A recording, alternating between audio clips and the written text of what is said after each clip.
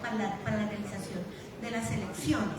Y es todo el tema de la violación, de la violencia relacionada con el conflicto armado y la violencia organizada en Colombia, que pues ustedes saben, el sistema de alertas tempranas de Colombia, pues de la Defensoría del Pueblo, puede, digamos, mostrar cuáles son los municipios del país que tienen al menos presencia de grupos armados ilegales. Esto no quiere decir que sean dominio, que gobiernen, hay diferentes niveles de intensidad, es muy variopinto, pero lo cierto es que hoy en día más de 800 municipios del país tienen algún tipo de presencia de grupos armados ilegales. Y esta presencia en algunos lugares es hegemónica, casi de control total de la gobernanza, de las lógicas sociales, de la vida civil, y en otros es más puntual su presencia. Por eso nosotros en la Defensoría del Pueblo hemos creado un índice especial para medir el riesgo electoral, porque no es lo mismo el riesgo del conflicto armado, las violaciones a derechos humanos general, que el riesgo electoral, que tiene como unas particularidades. En ese índice nosotros tomamos información de nuestro sistema de quejas de la Defensoría del Pueblo, tomamos información de la MOE y tomamos información del sistema de alertas tempranas.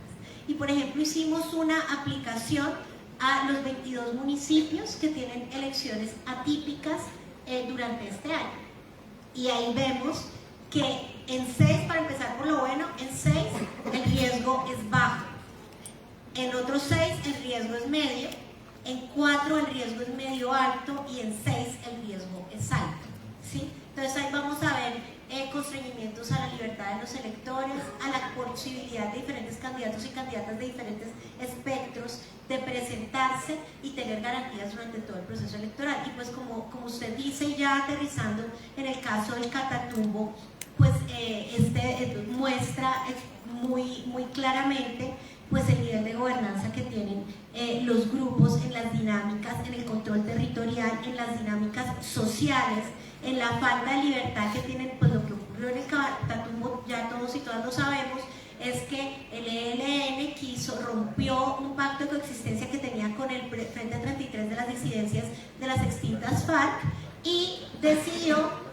matar. No solo lo que pasaron no fueron combates, principalmente lo que pasó fueron asesinatos de personas civiles, incluyendo firmantes, que fueron acusados por el ELN de ser apoyo, miembros, colaboradores del Frente 33.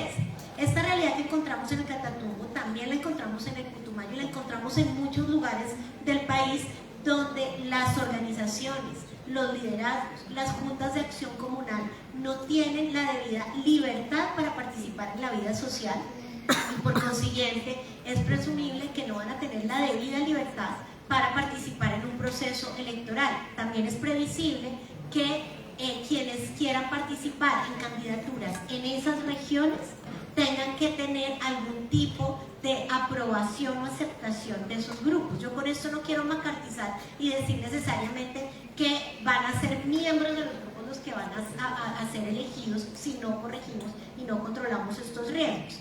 Lo que pasa es que la falta de libertad es tan fuerte en algunas regiones que realmente no va a haber posibilidad de participar en el proceso electoral sin algún tipo de aquiescencia o apoyo de los grupos. Cuando el control es hegemónico. Cuando el control no es hegemónico, si no hay disputa, va a ser mucho más difícil. Porque cuando hay disputa, si está contento el uno, va a estar descontento el otro. Entonces no va a haber forma de tener ni siquiera, es decir, es que si de alguna manera me permite mi candidatura o permite un proceso electoral, una campaña en torno a cierta candidatura, vamos a estar un poco tranquilos, lo cual no es libertad, sino que además siempre va a haber un agente que pueda estar del grupo armado, que pueda estar presionando e impidiendo ejercicios electorales. También quiero mencionar que en estos 22 municipios, además vimos que, no son los 22 municipios, es donde ya se han hecho las listas, solo el 14% de las personas candidatizadas en esas elecciones atípicas, donde ya se conocen las candidaturas, son mujeres. Y aquí también es un riesgo adicional que quería mencionar y pues además también debo decir que el panel anterior, que fue muy bueno, entiendo su conformación, nuevamente nos encontramos con paneles conformados exclusivamente por hombres y por dinámicas electorales que están pensadas sin considerar que el 51% de la población de Colombia somos mujeres y tenemos derecho a participar en igualdad de condiciones, no solo en los resultados finales, pues claro, esa es la medición final de nuestro fracaso, sino desde la participación de las mujeres en los debates electorales, en cómo se hacen las elecciones, en cuáles son los riesgos específicos para las mujeres, porque aquí hay situaciones de violencia electoral que son distintas y mucho más graves para las mujeres. Volviendo al Catatumbo, vemos casos de violencia sexual, de trata. Los liderazgos femeninos son mucho más difíciles que los liderazgos masculinos. Toda la violencia que enfrentan las mujeres por participar en procesos electorales, las cargas del cuidado, todo esto incide en que al final no haya participación equitativa de las mujeres, y eso se debe a una discriminación histórica con o sin conflicto armado, pero que en violencias tan graves como la del conflicto armado pues se acentúan estas violencias y dificultan aún más la participación de las mujeres. Sí, señora defensora.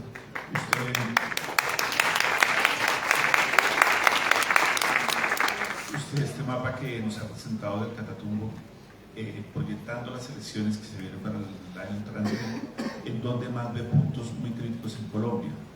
Bueno, son varios en los municipios, digamos, no tengo aquí, uno podría decir que además son distintos los riesgos, pero además del Catatumbo está el Cauca, está todo el Pacífico, está Chocó, está nosotros que tenemos diferentes alertas que pueden mostrar diferentes dinámicas, porque en el norte tenemos toda la presencia hegemónica principalmente del Clan del Golfo, que ha venido más, ha sido el grupo que más se ha expandido, y ya dije, pues la hegemonía genera unos impactos en los procesos electorales, pero hay zonas más de disputa como son Chocó, Cauca. En Nariño hay una relativa calma, tal vez por los procesos de paz que están generando una cierta tranquilidad, pero es una tranquilidad que tampoco es completamente consolidada, y en todo pues está Catatumbo y Arauca marcada por la presencia del ELN, y en el sur del país donde tenemos la primera alerta de este año, que es toda la confrontación entre las disidencias de Mordisco y las disidencias de Calarcá, que afecta a 7 departamentos en el sur del país, de la Orinoquía y de la Amazonía principalmente.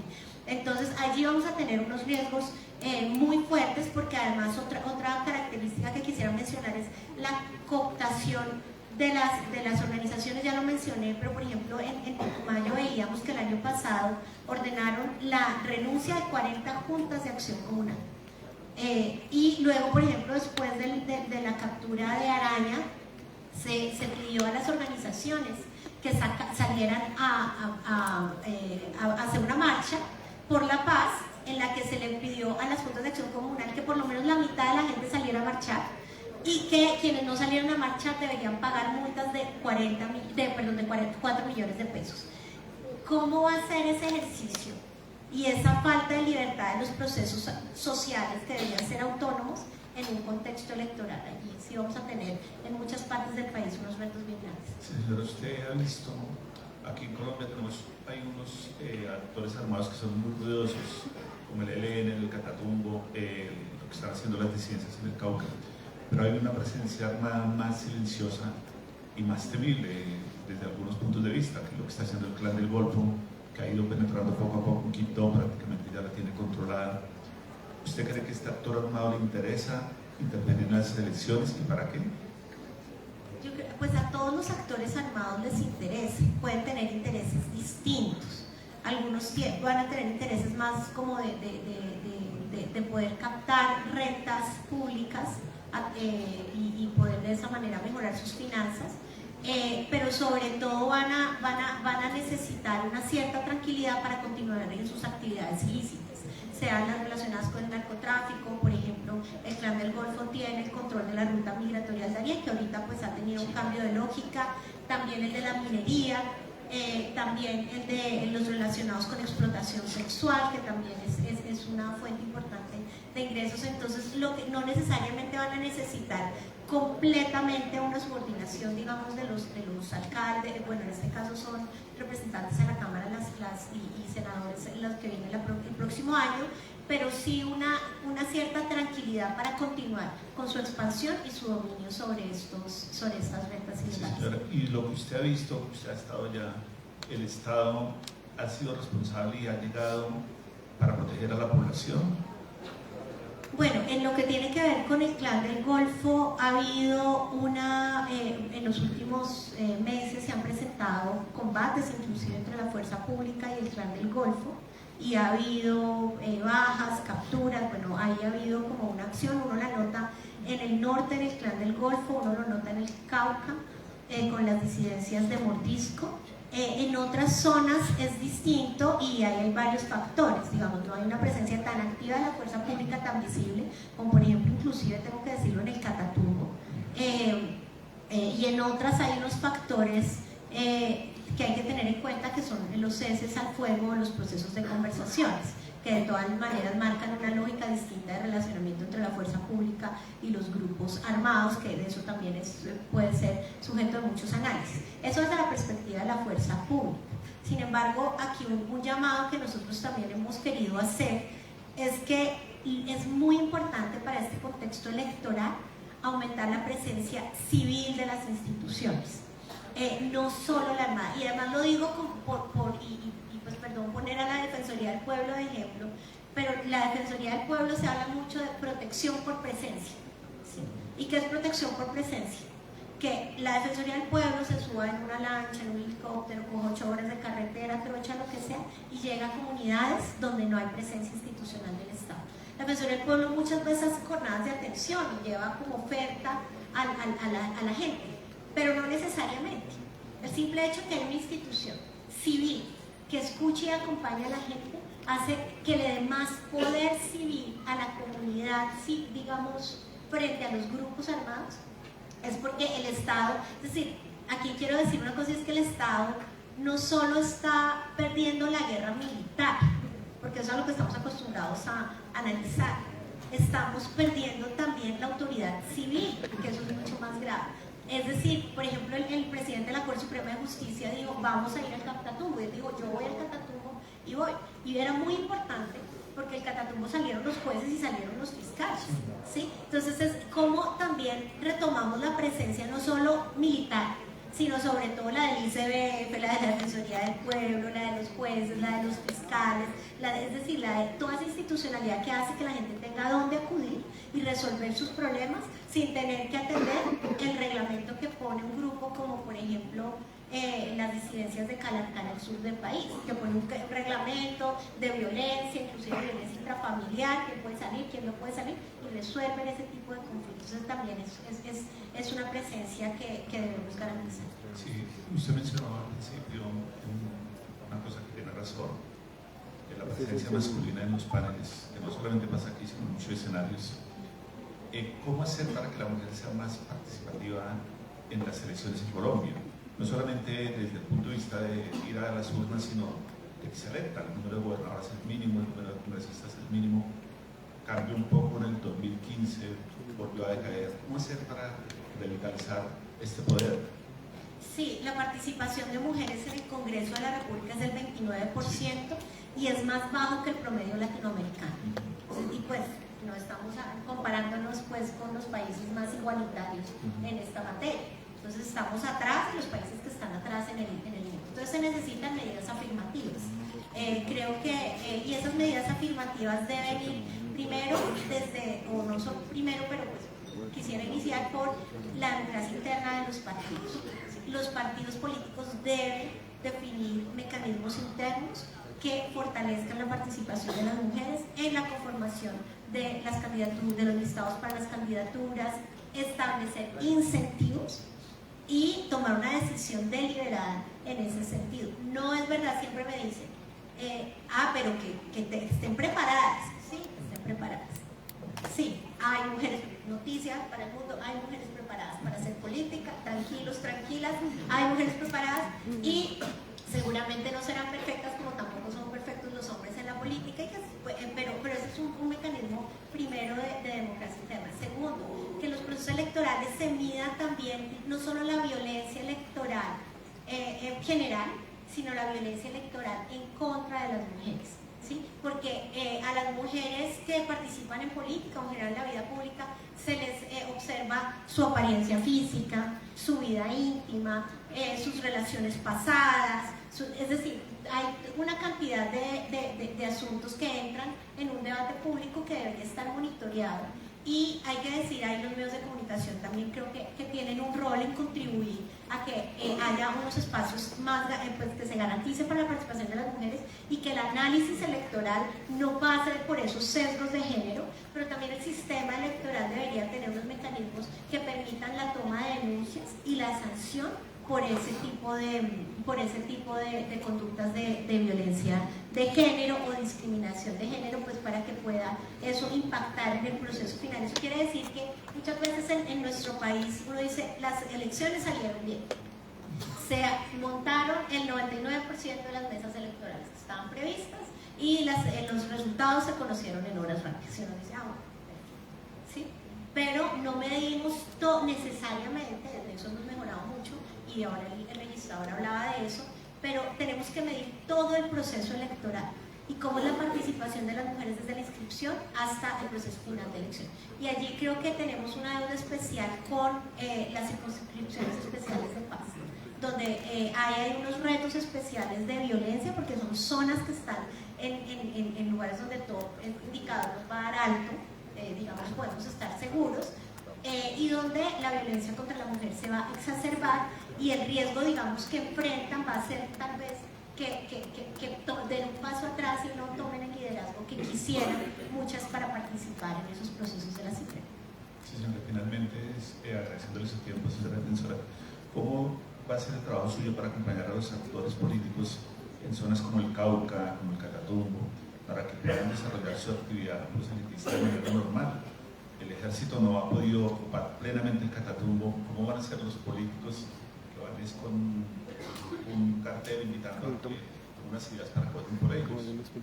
Bueno, esa pregunta es muy difícil. Bueno, no puedo decir qué podemos hacer nosotros, pero la responsabilidad principal allí es del gobierno nacional y de los gobiernos territoriales. Una de las situaciones que se alertaban en la alerta electoral de hace un par de años era la falta de coordinación nación-territorio y la polarización entre las dinámicas, digamos, de las posiciones políticas del gobierno central y de los gobiernos sectoriales que no deberían participar en política, pero que termina habiendo ahí una dinámica en torno a la polarización que puede generar marginalización de ciertas candidaturas o de ciertos sectores. Pues la Defensoría del Pueblo tiene varias herramientas. Una de ellas va a ser, pues nosotros vamos a participar en todo el proceso de garantías electorales y vamos a participar no solo desde la perspectiva del conflicto armado, de la supervisión del conflicto armado y dar las alertas y las recomendaciones a nivel nacional y a nivel territorial, sino también pensando en las garantías de participación de las mujeres en todos estos procesos electorales. Y pues tenemos las 42 regionales que van a estar acompañando este proceso también a nivel regional. Yo quería mencionar una cosa que no me lo he preguntado, pero se habló mucho en el panel anterior, y es todo este tema de la calidad de la democracia y las redes sociales. Creo que hay un tema bien importante, un reto bien grande que vamos a tener, inclusive también para la participación de las mujeres, pues que ya existe. La gritería en redes sociales es una cosa bien alarmante, todo el tema de la posverdad y la desinformación. Y quisiera traer un ejemplo que no es que me parezca que lo vamos a hacer en Colombia, pero que nos muestra un panorama, y es en Rumania. En Rumania el Tribunal Constitucional canceló la primera vuelta de las elecciones presidenciales porque encontró que había habido manipulación del electorado a través de redes sociales, a través de TikTok, y lo pudo probar. Y dijo, hubo manipulación, esas elecciones no fueron libres, que no es solo fueron a votar y hubo abstención, sino no hubo información previa igual para todo el mundo. Entonces anuló. Obviamente esto genera una tensión bien fuerte entre lo judicial y lo político, que me parece que no es muy recomendable, y como digo, no creo que sea un camino pues que necesariamente esté diciendo que debe ser el que va a tomar Colombia, pero me parece muy interesante porque muestra que la desinformación en Colombia, ya lo hemos vivido, puede ser fundamental para ganar unas elecciones. Y esa desinformación se hace ya no a través de debates que organizan los medios de comunicación, sino a través de las redes sociales. Y en la falta de control y la falta de responsabilidad también de las plataformas digitales, creo que juega un rol muy importante para no generar unos resultados que vienen manipulados a través de estas redes. Sí, a propósito de eso, hay un fenómeno muy grave en este momento con estas tecnologías. Tenemos una especie de renacimiento de un machismo muy tóxico con los chicos que atacan a las muchachas y todo a través de una búsqueda de una nueva masculinidad. Es muy fuerte. Eso lo ha detectado la Defensoría en Colombia. Ha visto casos de eso en los colegios, de la participación de los jóvenes cuando van a hacer procesos democráticos. Pues yo diría que la discriminación contra la mujer está en todos los escenarios. Obviamente los escolares y los de los jóvenes no escapan, pero yo no diría que especialmente en el de los jóvenes.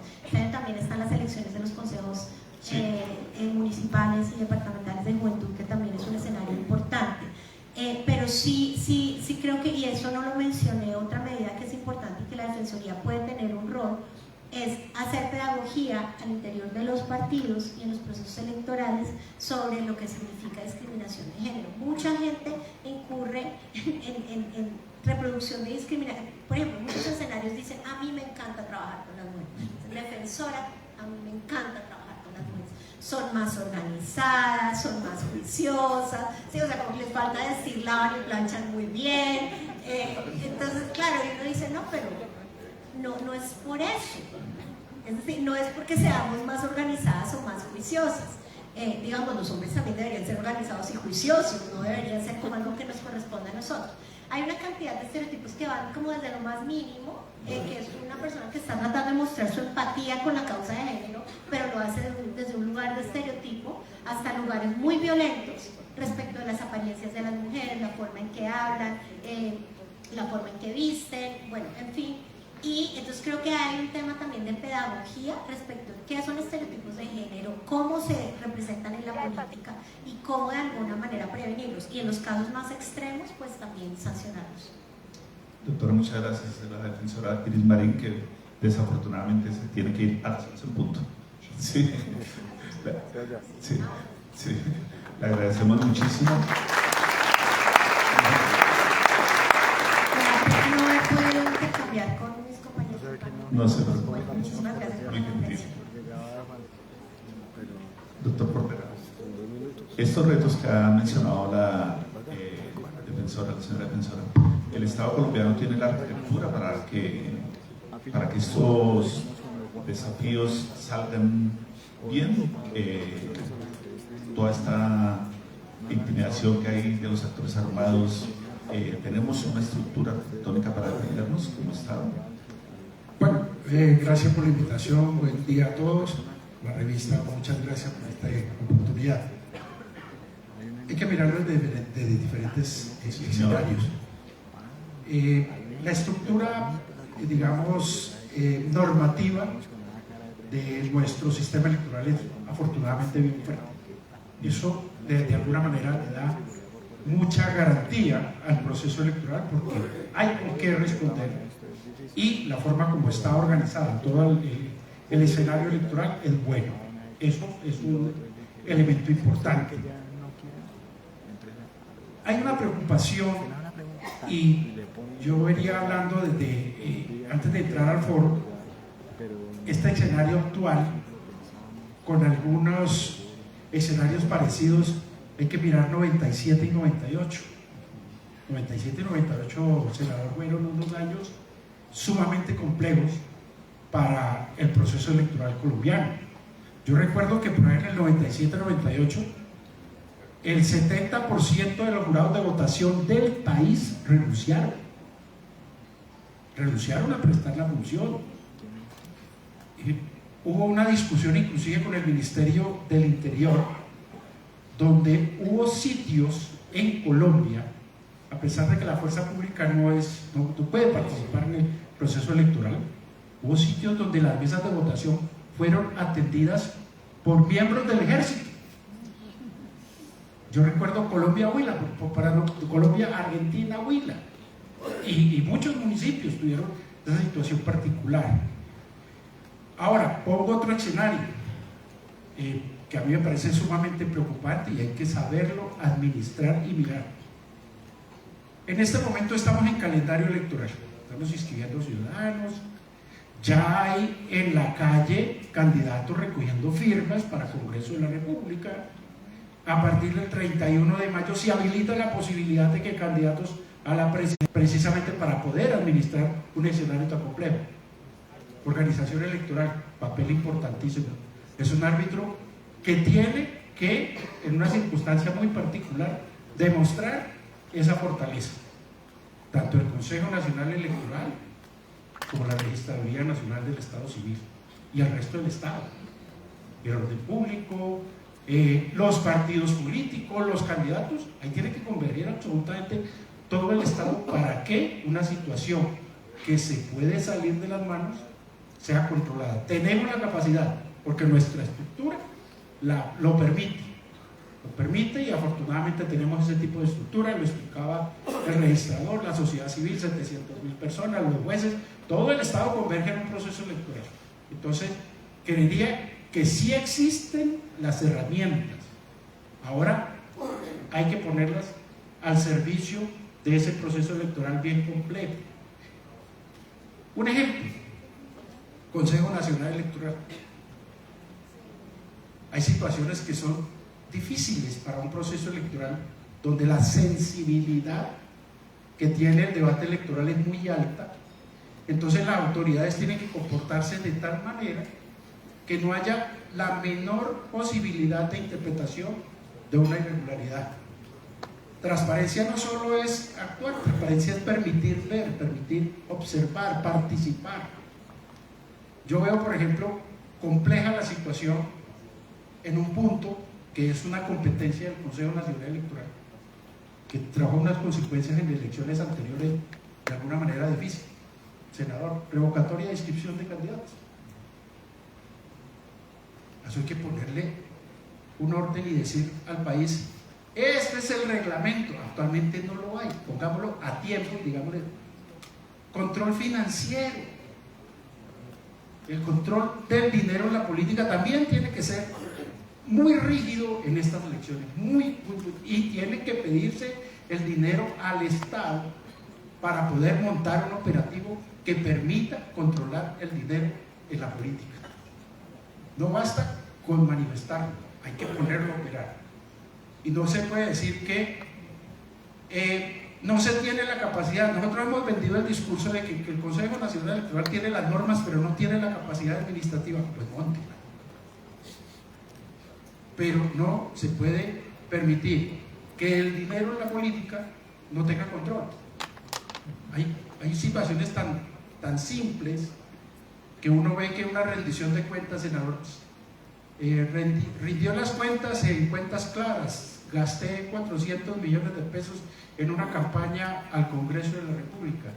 Y uno mira las redes sociales, eso vale un solo evento en los que hizo como 50.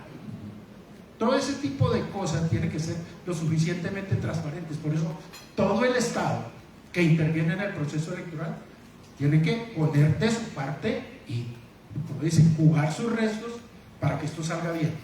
Perfecto.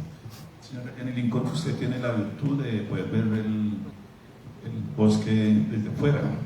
¿Cómo ve usted los desafíos que tenemos los colombianos para las elecciones en comparación con otros países de la región? Viene usted además de una experiencia, no sé cómo calificarla, frustrante, traumática, de lo que les pasó en Venezuela. Pidieron el resultado y el ganador está exiliado y el perdedor está gobernando. Pero muchísimas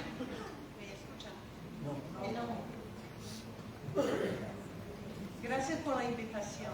Es algo muy especial para mí estar aquí en estos días y también dándonos cuenta que en Colombia ya se está prestando atención al proceso electoral con tiempo anticipado, algo muy clave.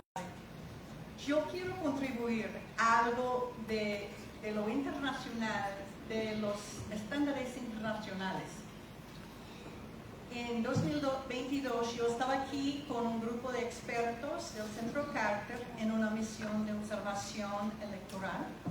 Y también ya se sabe que yo era jefa de la misión en Venezuela en la elección el pasado julio. Esos son dos ejemplos de una carrera de observación electoral. Y quiero mencionar que para mí es un alivio estar aquí en Colombia. Entonces, puede ser que con tantos desafíos y tantas preocupaciones en este momento para un proceso electoral muy compleja, con tantas elecciones ahora en 2025, llegando al momento del Congreso y también una elección presidencial en 2026, yo quiero hablar con ustedes de los estándares internacionales para que ustedes sepan cuando se dice hay que contar con estándares internacionales, ¿cuáles son? ¿Cuáles son? También, antes de comenzar, hay que darse cuenta que a pesar de desafíos normales en Colombia, a fin de cuentas, se han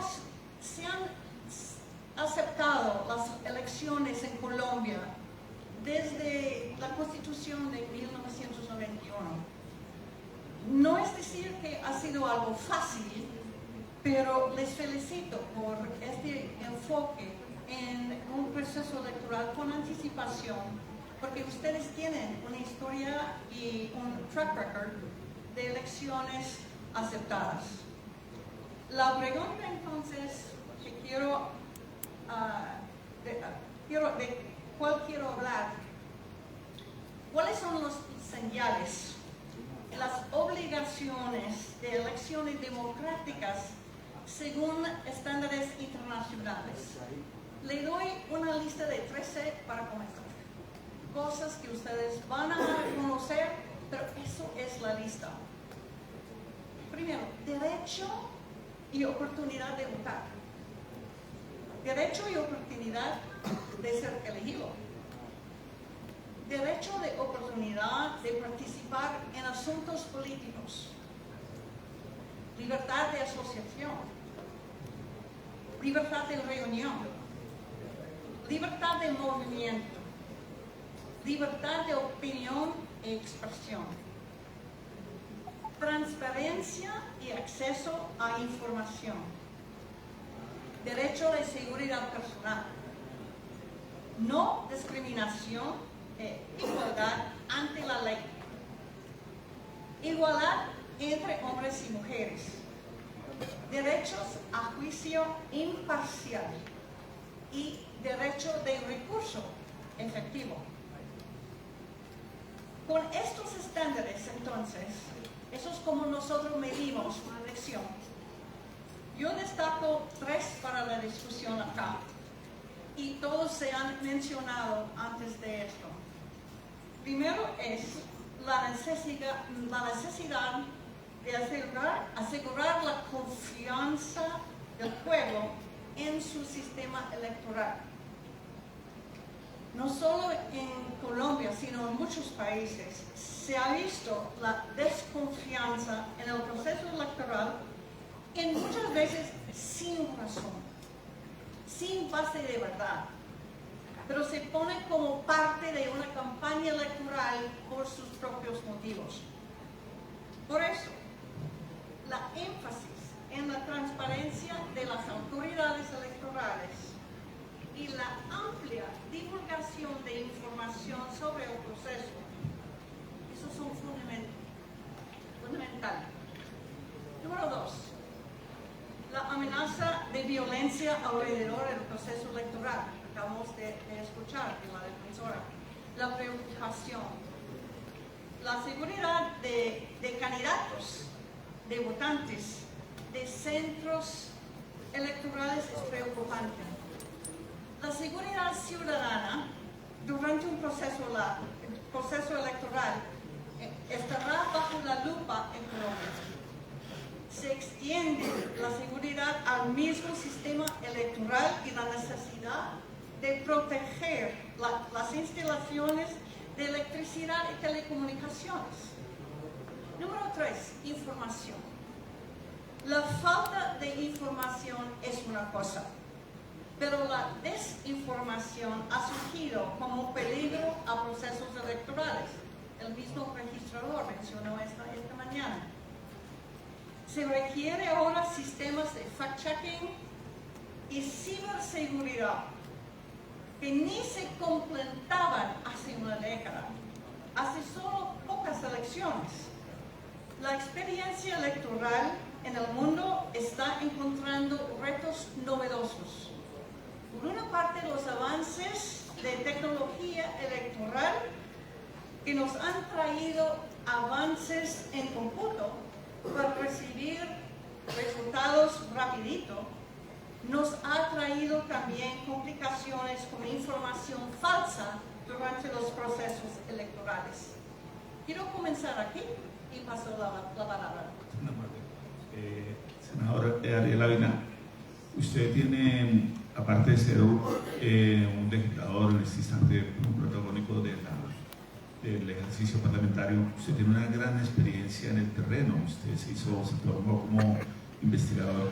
¿Qué representa para esas comunidades que están acosadas por los actores armados en los procesos electorales? ¿Eso qué impacto tiene? Usted ha escrito libros, pues pasó todas sus investigaciones y demostró cómo los actores terminaban incidiendo en los resultados electorales.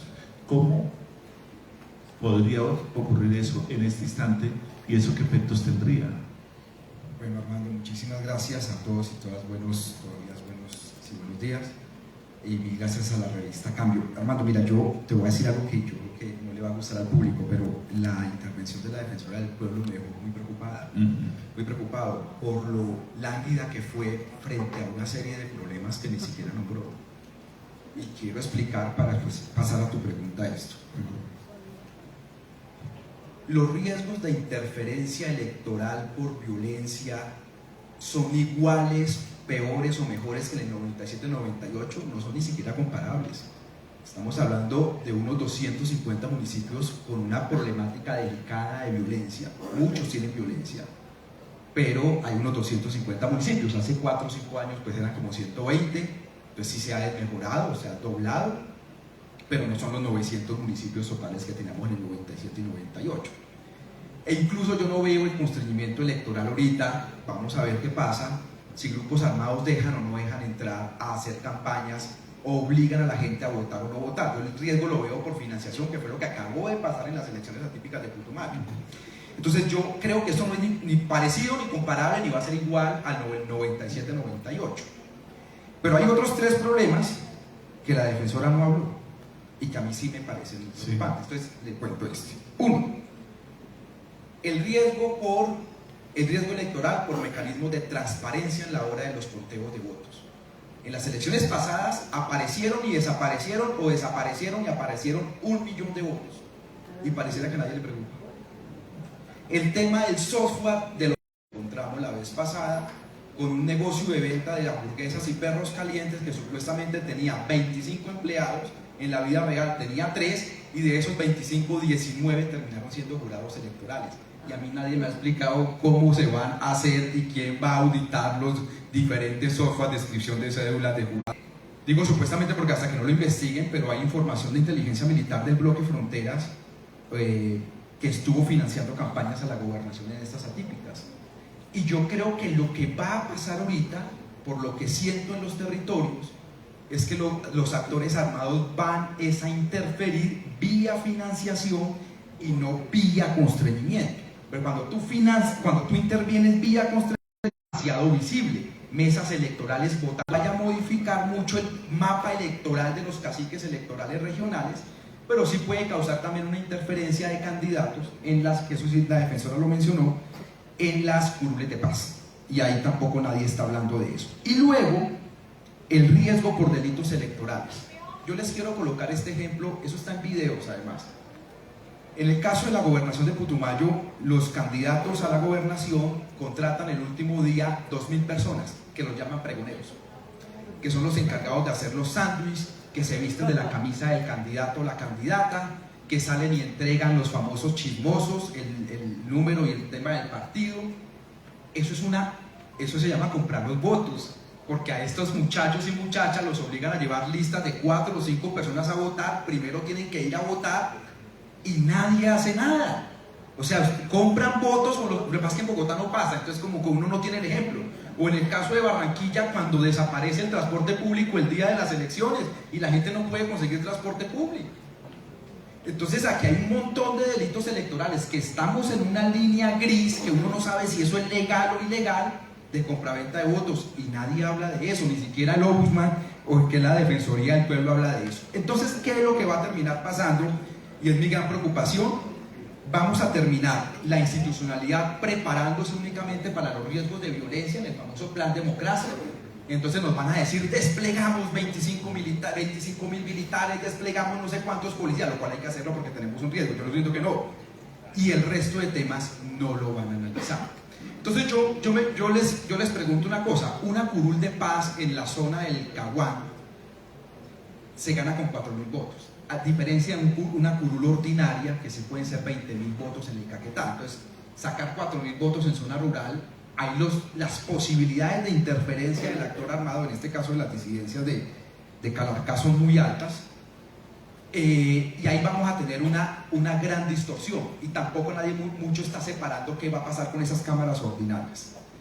Entonces, para resumir, si usted suma los municipios de riesgo de violencia con los municipios de riesgo por delitos electorales, compra de estos pregoneros, estamos hablando de un paquete más o menos de 700 municipios. Es la cuenta que me da a mí, lo da en la oficina, de unos 700 municipios en un riesgo alto de interferencia electoral. Pregunta subsiguiente: ¿y eso qué tanto influye en el riesgo electoral? O sea, ¿qué tanto eso afecta las posibilidades de un gran cacique electoral? Va a depender mucho del departamento y del municipio. Digamos, es muy difícil. Yo sí creo que en todo el Pacífico colombiano van a haber muchas comunidades o que no van a poder votar, o que los van a obligar a votar o a tener una participación por X o Y partido, y sobre todo que no van a dejar entrar candidatos de diferentes partidos a esa zona.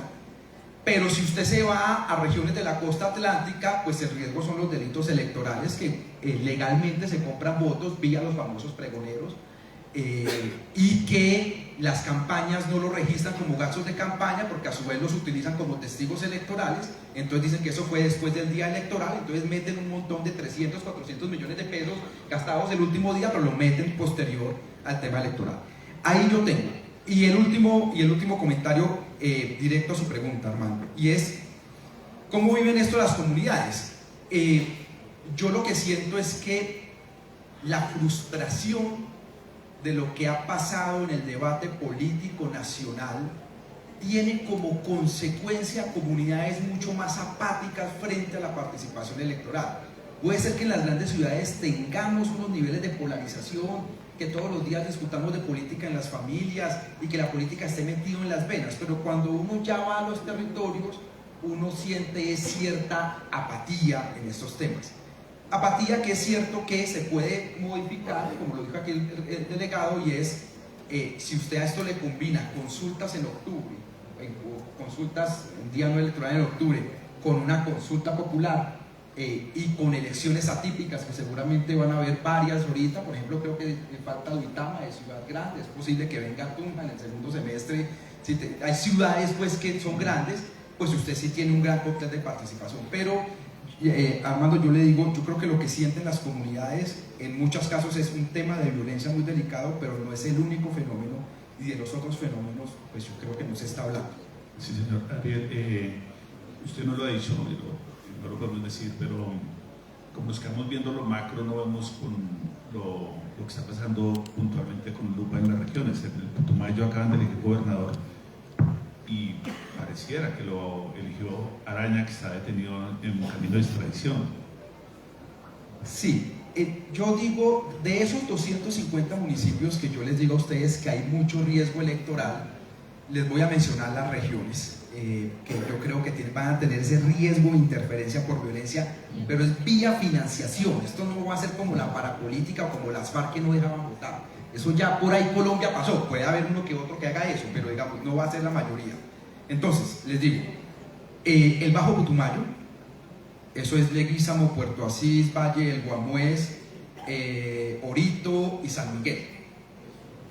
La costa pacífica nariñense y caucana, eso es Tumaco, Barbacoa, Manuel Payán, La Tola, Timbiquí, López de Micay, etc.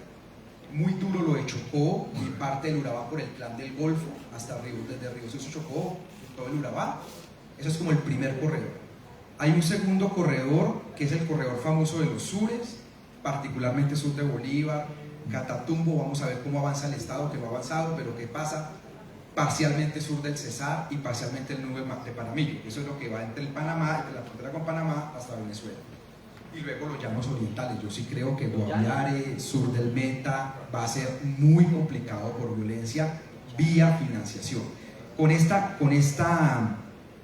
anotación, y es que no hay instituciones dedicadas a seguir el tema de financiación. Eso le tocaría al CNE. El CNE ya tiene autonomía presupuestal, pero el CNE no tiene, primero no tiene presupuesto porque no se lo han dado, pero segundo, no tiene presencia regional. Ellos hacen unos tribunales ad hoc que los hacen previo a las elecciones, pero eso en la vida real nadie lo controla. Y el sistema de cuentas claras, que ha sido un avance comparado a lo que teníamos antes, pues obviamente no, pues, ni el 2% rastrea eso. Sí, a eso iba, doctor Portela.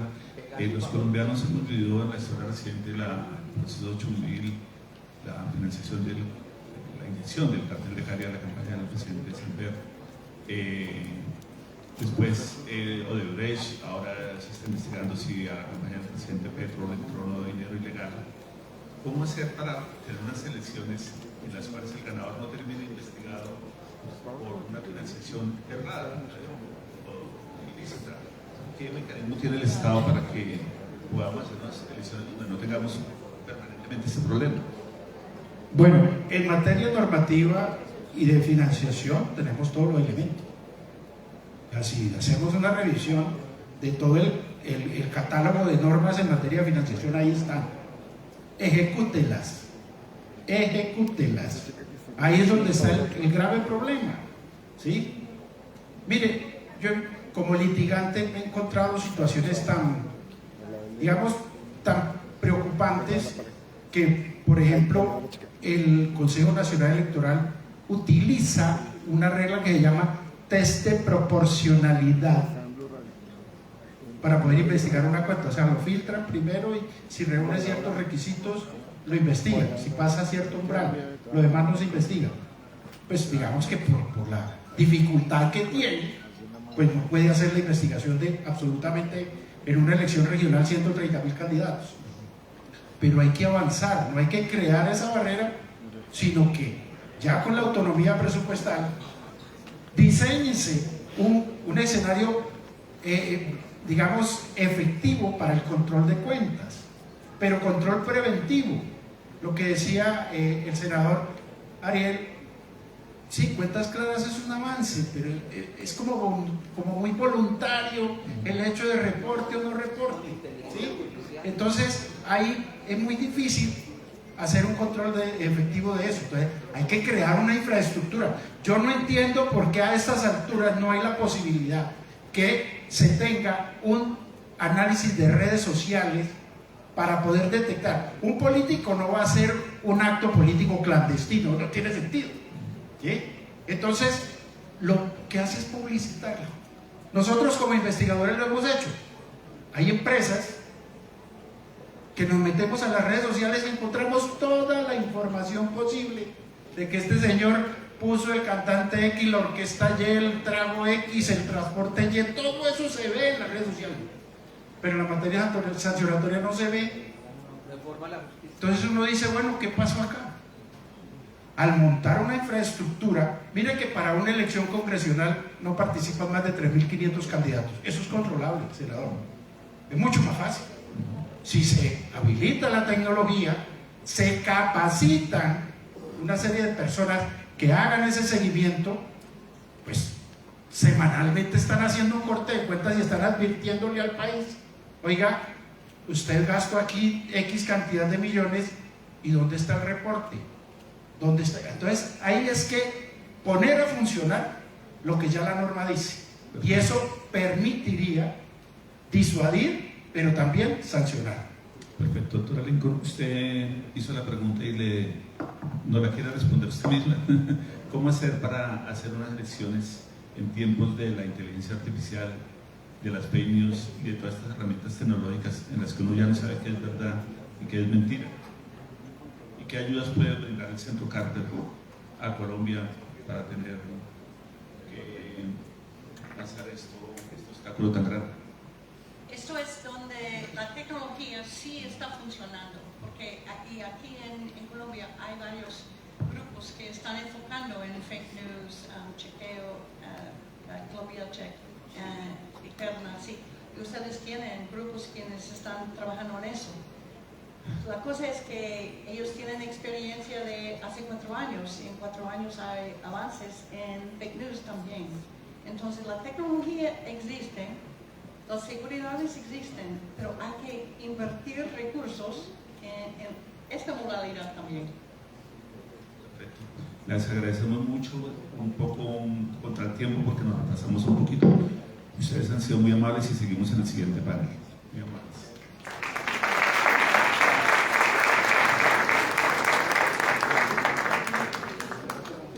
Muchísimas gracias, Armando, y a nuestros panelistas por acompañarnos en este segundo espacio. Es tiempo, a continuación, de hablar sobre la confianza que generan las instituciones en Colombia. Se estará reflexionando sobre todas esas instituciones que están encargadas de organizar y de supervisar las elecciones.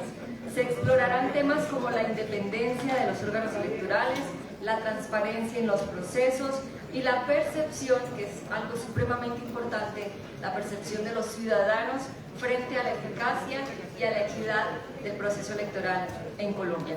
Estamos listos para recibir a nuestros siguientes invitados y panelistas. Ana Bejarano, abogada y columnista, estará con nosotros, a quien invitamos para que nos acompañe en el escenario. Catalina Botero, especialista en Derecho Constitucional. A la senadora de la República, Paloma Valencia. Paola Herrera será la encargada de moderar este panel, y además contaremos con un invitado que está en Londres, el señor embajador de Colombia ante el Reino Unido e Irlanda del Norte, que se estará conectando de manera virtual, a quien saludamos, le damos las muy buenas tardes por la diferencia horaria. A quienes están conectados con nosotros, gracias. Estamos a punto de llegar a los 70.000 conectados a través de redes sociales. Gracias por seguir acá en Colombia. ¿Estamos listos para iniciar?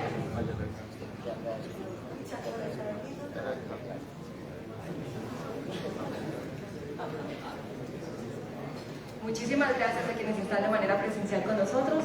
Nuestras panelistas y el señor embajador están listos para continuar con este conversatorio. ¿Hay confianza en la institucionalidad electoral? Será el interrogante que estarán abordando en este espacio. Hola, hola, hola.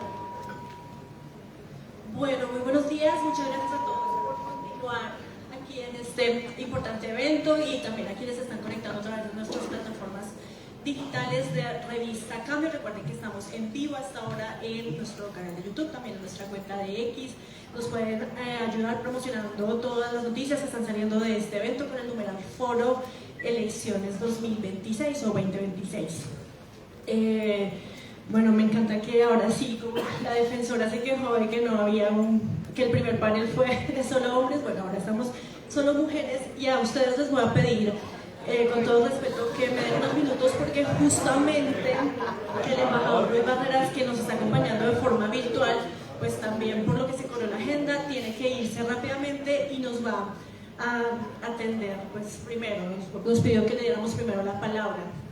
Embajador, quiero pues hablar inicialmente de fraude, esa palabra que nos asusta tanto, que nos da tanto temor cuando hay un proceso electoral en Colombia, o cuando se avecina un proceso electoral en Colombia, sobre todo este que viene en 2026, que es tan importante pues porque son elecciones presidenciales y legislativas, y nos asusta porque para nadie es un secreto las decenas de denuncias que desde los medios de comunicación incluso, o desde los mismos partidos políticos, siempre se están dando a conocer, y además porque en medio de este mundo de desinformación, de bodegas y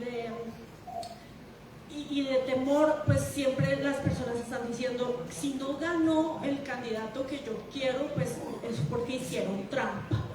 cómo pues evitar o cómo devolver mejor esa confianza en la ciudadanía frente a las instituciones electorales y sobre todo frente a los procesos electorales. Muy buenos días, embajador, y bienvenido.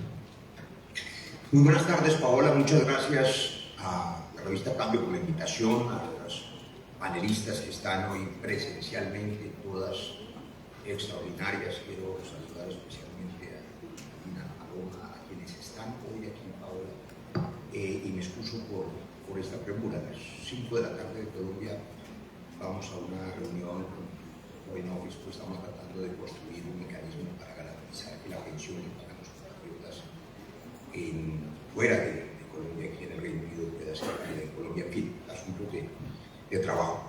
Le voy a contestar rápidamente para no quitarle mucho tiempo a las panelistas.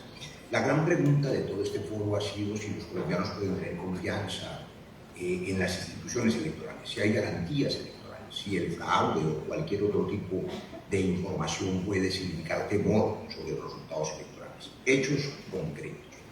En la primera parte del foro, que lo he estado siguiendo todo el tiempo, el señor Contralor, el señor Procurador y el señor Registrador transmitieron una palabra clave: tranquilidad. Explicaron con todo detalle que habrá garantías institucionales para las elecciones del 2026. Pero no basta con ese dicho, que por supuesto es cierto, sino que basta con mirar hacia atrás, con las mismas instituciones, con todas las debilidades que pueden tener. Ha habido aquí alternancia democrática. Para poner apenas los ejemplos de los últimos años, el gobierno Santos termina y, por supuesto, con las mismas instituciones electorales gana su oposición. Gana el gobierno del presidente Iván Duque, el Centro Democrático. Ejerce el poder el presidente Iván Duque, con todas las prevenciones y con el mismo ruido que suele haber en las elecciones sobre si hay garantías o no. Triunfa la oposición y el presidente Duque entrega el gobierno democráticamente al candidato Gustavo Petro, que hoy gobierna. Es decir, hay alternancia democrática, las instituciones funcionan. Sin embargo, ¿cuáles son las debilidades que yo creo que merecen un análisis profundo solo para mencionarlas? El primer riesgo, que creo lo han mencionado también hoy, es el problema de orden público. Se habló en el panel anterior. El constreñimiento armado de actores violentos, de bandas del narcotráfico sobre los electores, es una realidad que es gran responsabilidad del Ejecutivo para garantizar el derecho a los ciudadanos a votar libremente.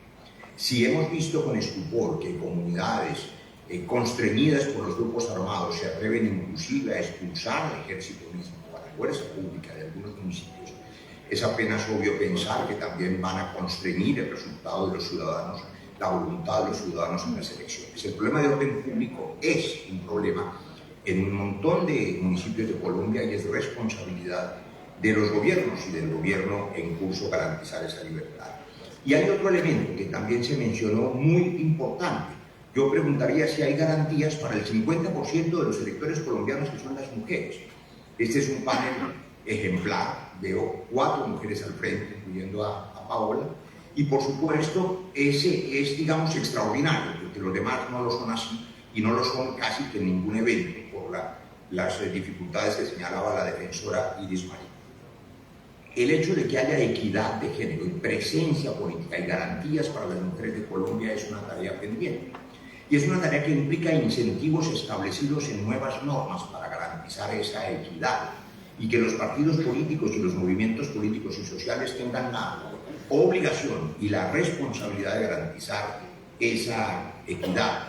De ese tema ha hablado mucho Ana Bejarano, ha escrito también Ana Bejarano en repetidas ocasiones, pero no basta con el ejemplo, aunque hay que empezar por él.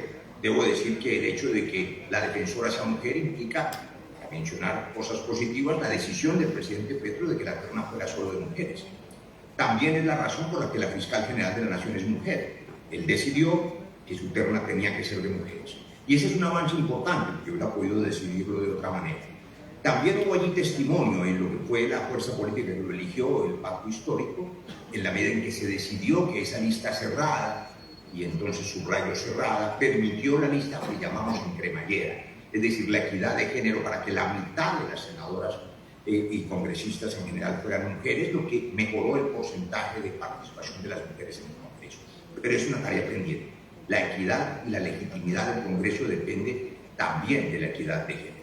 Y el otro elemento que me parece que es importante señalarlo como un riesgo muy grande es que hoy en día las decisiones de las sociedades se toman fundamentalmente más por emociones que por la razón. Y esas emociones se manipulan a través de las redes sociales. Algunas de las redes son verdaderos pantanos de odio, cultivos de la polarización. Y cuando se adiciona a eso el fenómeno que mencionaron ustedes recientemente, la inteligencia artificial, las fake news, que permiten destruir a un opositor, a un candidato, con falsedades, con calumnias, implica que, por supuesto, los electores terminan siendo conducidos en uno u otro sentido por razones emotivas más que racionales. Esa regulación es quizá la más compleja, sobre todo en tiempos modernos en que a nivel global las grandes plataformas han decidido eliminar los controles éticos sobre ese tipo de mensajes de odio. Y lo hizo desafortunadamente X, lo hizo Meta, lo están haciendo todos y ese es un riesgo para la democracia. Quiero señalar esto ahora rápidamente. Creo que hay entonces garantías institucionales para las elecciones de 2026, hay garantías presupuestales, hay tareas por hacer, la de orden público la más importante, pero hay un elemento que hay que señalar. La legitimidad de la democracia depende de la calidad de su resultado. Las instituciones pueden funcionar y haber resultado electoral rápidamente informado, como también se ha dicho en esta mañana. Pero ¿cuál es la calidad de ese resultado democrático? El sistema clientelar colombiano, que es un sistema establecido desde la Constitución del 91, antes teníamos otras dificultades, pero esta es una dificultad que hemos señalado repetidamente, implica que hoy el sistema estimula la creación de microempresas electorales individuales. Esta es una discusión que hemos dado muchísimas veces a propósito de la reforma política. La lista abierta, el voto preferente, combinado con la circunscripción nacional de Senado y con la ausencia de garantías de financiación del Estado, determina que cada quien puede elegirse, se financia como puede o como le da la gana, compite con dinero del narcotráfico y aparece entonces, a la par con el narcotráfico, la segunda gran tragedia nacional, que es la corrupción. Cuando no hay garantías de que los partidos políticos sean sólidos, serios, con democracia interna, limpios, transparentes, financiados de manera equitativa por el Estado, con listas cerradas que tengan identidad ideológica, la proliferación de microempresas electorales desdibuja la identidad ideológica y hace perder credibilidad, confianza y legitimidad del resultado electoral. Por lo tanto, y para cerrar en esta intervención, la medida más importante para garantizar la confianza de los colombianos en la democracia y la medida más importante contra la corrupción es la reforma política. La reforma política que garantice que se cierre la lista, que se financie estatalmente, repito, de manera equitativa, que se garantice la equidad de género, que se garantice que haya responsabilidad del elegido frente a los electores, lo que no ocurre en la circunscripción nacional de Senado, y que la gente sepa que vota por partidos que tienen un significado específico y no por una proliferación de microempresas electorales. Esa reforma se ha hundido varias veces. Esa reforma es uno de los puntos pendientes del acuerdo de paz que firmamos en 2016, porque cuando usted invita a grupos ilegales a dejar las armas para abrazar la democracia pacífica, tiene que garantizar que esa democracia sea legítima, y sin la reforma política el sistema clientelar estimula la corrupción casi que automáticamente. Así que ojalá quienes pretendan influir positivamente en la confianza democrática en el corto y mediano plazo pongan en su agenda como prioridad esa reforma política anticorrupción, Paula.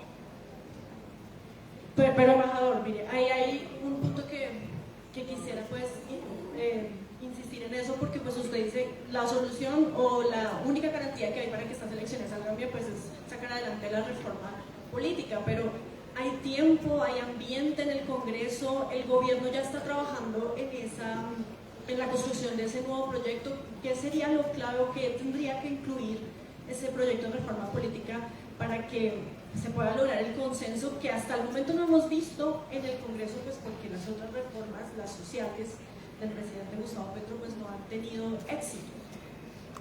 Bien, dos preguntas hay implícitas en esta intervención suya, Paola. La primera, si hay hoy condiciones para hacer la reforma, no, definitivamente no. Las reformas políticas de alto calado se hacen en el inicio de los gobiernos. En cualquier gobierno, cuando empieza el gobierno y tiene lo que llamamos gobernanza, gobernabilidad, confianza, popularidad porque acaba de ganar una elección, sea quien sea el que la ha ganado, y ha construido una coalición. En las democracias existen las coaliciones, se construyen las coaliciones aquí en el Reino Unido, en España, en Francia, en Alemania. Por supuesto, las coaliciones de gobierno permiten que haya eso que se llama gobernanza. Solo al inicio los gobiernos tienen la combinación de las dos cosas, la favorabilidad y la gobernabilidad. Con el desgaste natural de los gobiernos se va perdiendo una u otra, de manera que solamente al inicio de los gobiernos puede haber una reforma política de alto calado. Pero la segunda pregunta que viene de su intervención, Paola, tiene que ver con que si esa reforma es o no una reforma anticorrupción. Y yo le digo qué elementos debe tener. Lo conocen bien por experiencia y por debate dos de las personas que están en este foro. Una de ellas en este panel, la senadora Paloma Valencia, y otra que es la senadora María José Pizarro, que la vi en algún panel de la Cámara. Pongo esos dos ejemplos porque son, digamos, dos sectores, por supuesto, antagónicos, pero ambos han tenido la positiva experiencia de una lista cerrada. El Centro Democrático estableció en su momento una lista cerrada que, como saben los, digamos, históricos miembros de esa organización, le garantizó identidad ideológica, independientemente de las ideas que ellos profieren, que son respetables, que son distintas a las nuestras, pero allí había identidad ideológica. Cuando se abrió la lista, esa identidad pues disminuyó. El pacto histórico ofreció a Colombia una lista cerrada. Eso permitió identidad ideológica. Entonces, el primer elemento para garantizar partidos que signifiquen algo y no sean una microempresa electoral en que, fíjense, hay que recordar esto, Paola, Ana también lo tiene muy claro. Es increíble cómo el sistema clientelar colombiano establecido en la Constitución con la lista preferente implica que cada candidato compite con sus compañeros de partido hasta destruirlos. El enemigo es el compañero de la lista, lo que hace trizas cualquier posibilidad de identidad ideológica de los partidos. Pero además hace que con cualquier instrumento ese candidato tenga que derrotar al compañero de la lista. Y si además le adicionamos el hecho de que cada quien se financia como pueda, porque el sistema es mentiroso, el sistema le ofrece una reposición electoral ex post facto. Después de la elección le devuelven un dinero y antes tiene que conseguirlo con créditos personales. Cuando es un hombre honesto tiene que empeñarse con el banco, pero en últimas tiene que competir con los dineros ilegales que son poderosos y que usualmente pueden derrotar. Entonces, lista cerrada, financiación estatal equitativa. Imagine usted, Paola, y ojalá Ana, que ha estudiado este fenómeno, y Catalina, que es una experta, pudieran imaginar ahora una democracia pluripartidista. Está bien, 4 o 5 partidos, amarillo, rojo, verde, morado, cada uno tiene X dinero, tantos miles de millones, de manera equitativa, para que los invierta en su campaña y en su postulado ideológico defendiendo su lista. Y cada ciudadano sabrá que este partido significa la libertad, el otro el orden, el otro el medio ambiente, el otro la anarquía, lo que quiera. En esas condiciones el ciudadano vota con más posibilidades de que su voto sea consciente y sea legítimo. Y adicionalmente, para mencionar solo un tercer elemento, porque hay otros, la eliminación de la circunscripción nacional de Senado, que hace imposible que hoy ese senador elegido responda a sus electores, porque se pierde, se diluye la responsabilidad. La circunscripción uninominal es mucho más seria y permite mucho más rendición de cuentas. He ahí 3 elementos, Paola, de un debate muy largo, pero solo concluyo. La verdadera medida anticorrupción en Colombia, la corrupción es una enfermedad terrible que no se combate con el ruido. Fíjense ustedes que ocurre que gracias a los medios de comunicación se conocen muchos hechos de corrupción, pero también gracias a las fakes y a la confrontación radical y a la polarización, un competidor acusa al otro y se genera tal ruido que, para poner una metáfora, es como cuando si hay un asesino que quiere disparar su arma y finalmente lo hace en medio de la pirotecnia y de los fuegos artificiales, se pierde el ruido. El ruido hace que se pierda la confianza en la democracia. La reforma política es indispensable para garantizar esa transparencia. Sí, embajador, permítame unos minutos porque es que quisiera conversar con las otras panelistas sobre eso que usted está diciendo. Senadora Paloma Valencia, ¿usted qué opina sobre estos planteamientos del embajador con relación a una reforma política que además tiene que priorizar la lista cerrada? Bueno, muchísimas gracias, la revista Cambio, por esta invitación. Un saludo aquí a todos nuestras panelistas y al embajador. Qué alegría estar con ustedes. Un saludo también a quienes nos acompañan presencial y virtualmente. Yo creo que las listas cerradas sí ayudan mucho, porque creo que al ciudadano le queda muy difícil cuando hay una pluralidad de 1000 candidatos ponerse a saber por quién quiere votar. Las listas abiertas son muy buenas para los políticos, porque entonces uno tiene la garantía de que uno puede participar y puede salir elegido, y no depende de que un partido lo escoja a uno como una figura que lo puede representar. Yo creo que ahí hay un tema de responsabilidad de los partidos frente al elector. Cuando el elector vota por unas ideas y no por unas personas, pues uno logra que lo que se representa en el Congreso sean esas ideas y no unas personas. Lo que pasa es que también hay que entender que a los colombianos no nos gusta votar por ideas, sino por personas. Cuando a usted le dicen vamos a cerrar la lista, los primeros que brincan son los ciudadanos, porque dicen yo quiero votarles por esa persona en especial.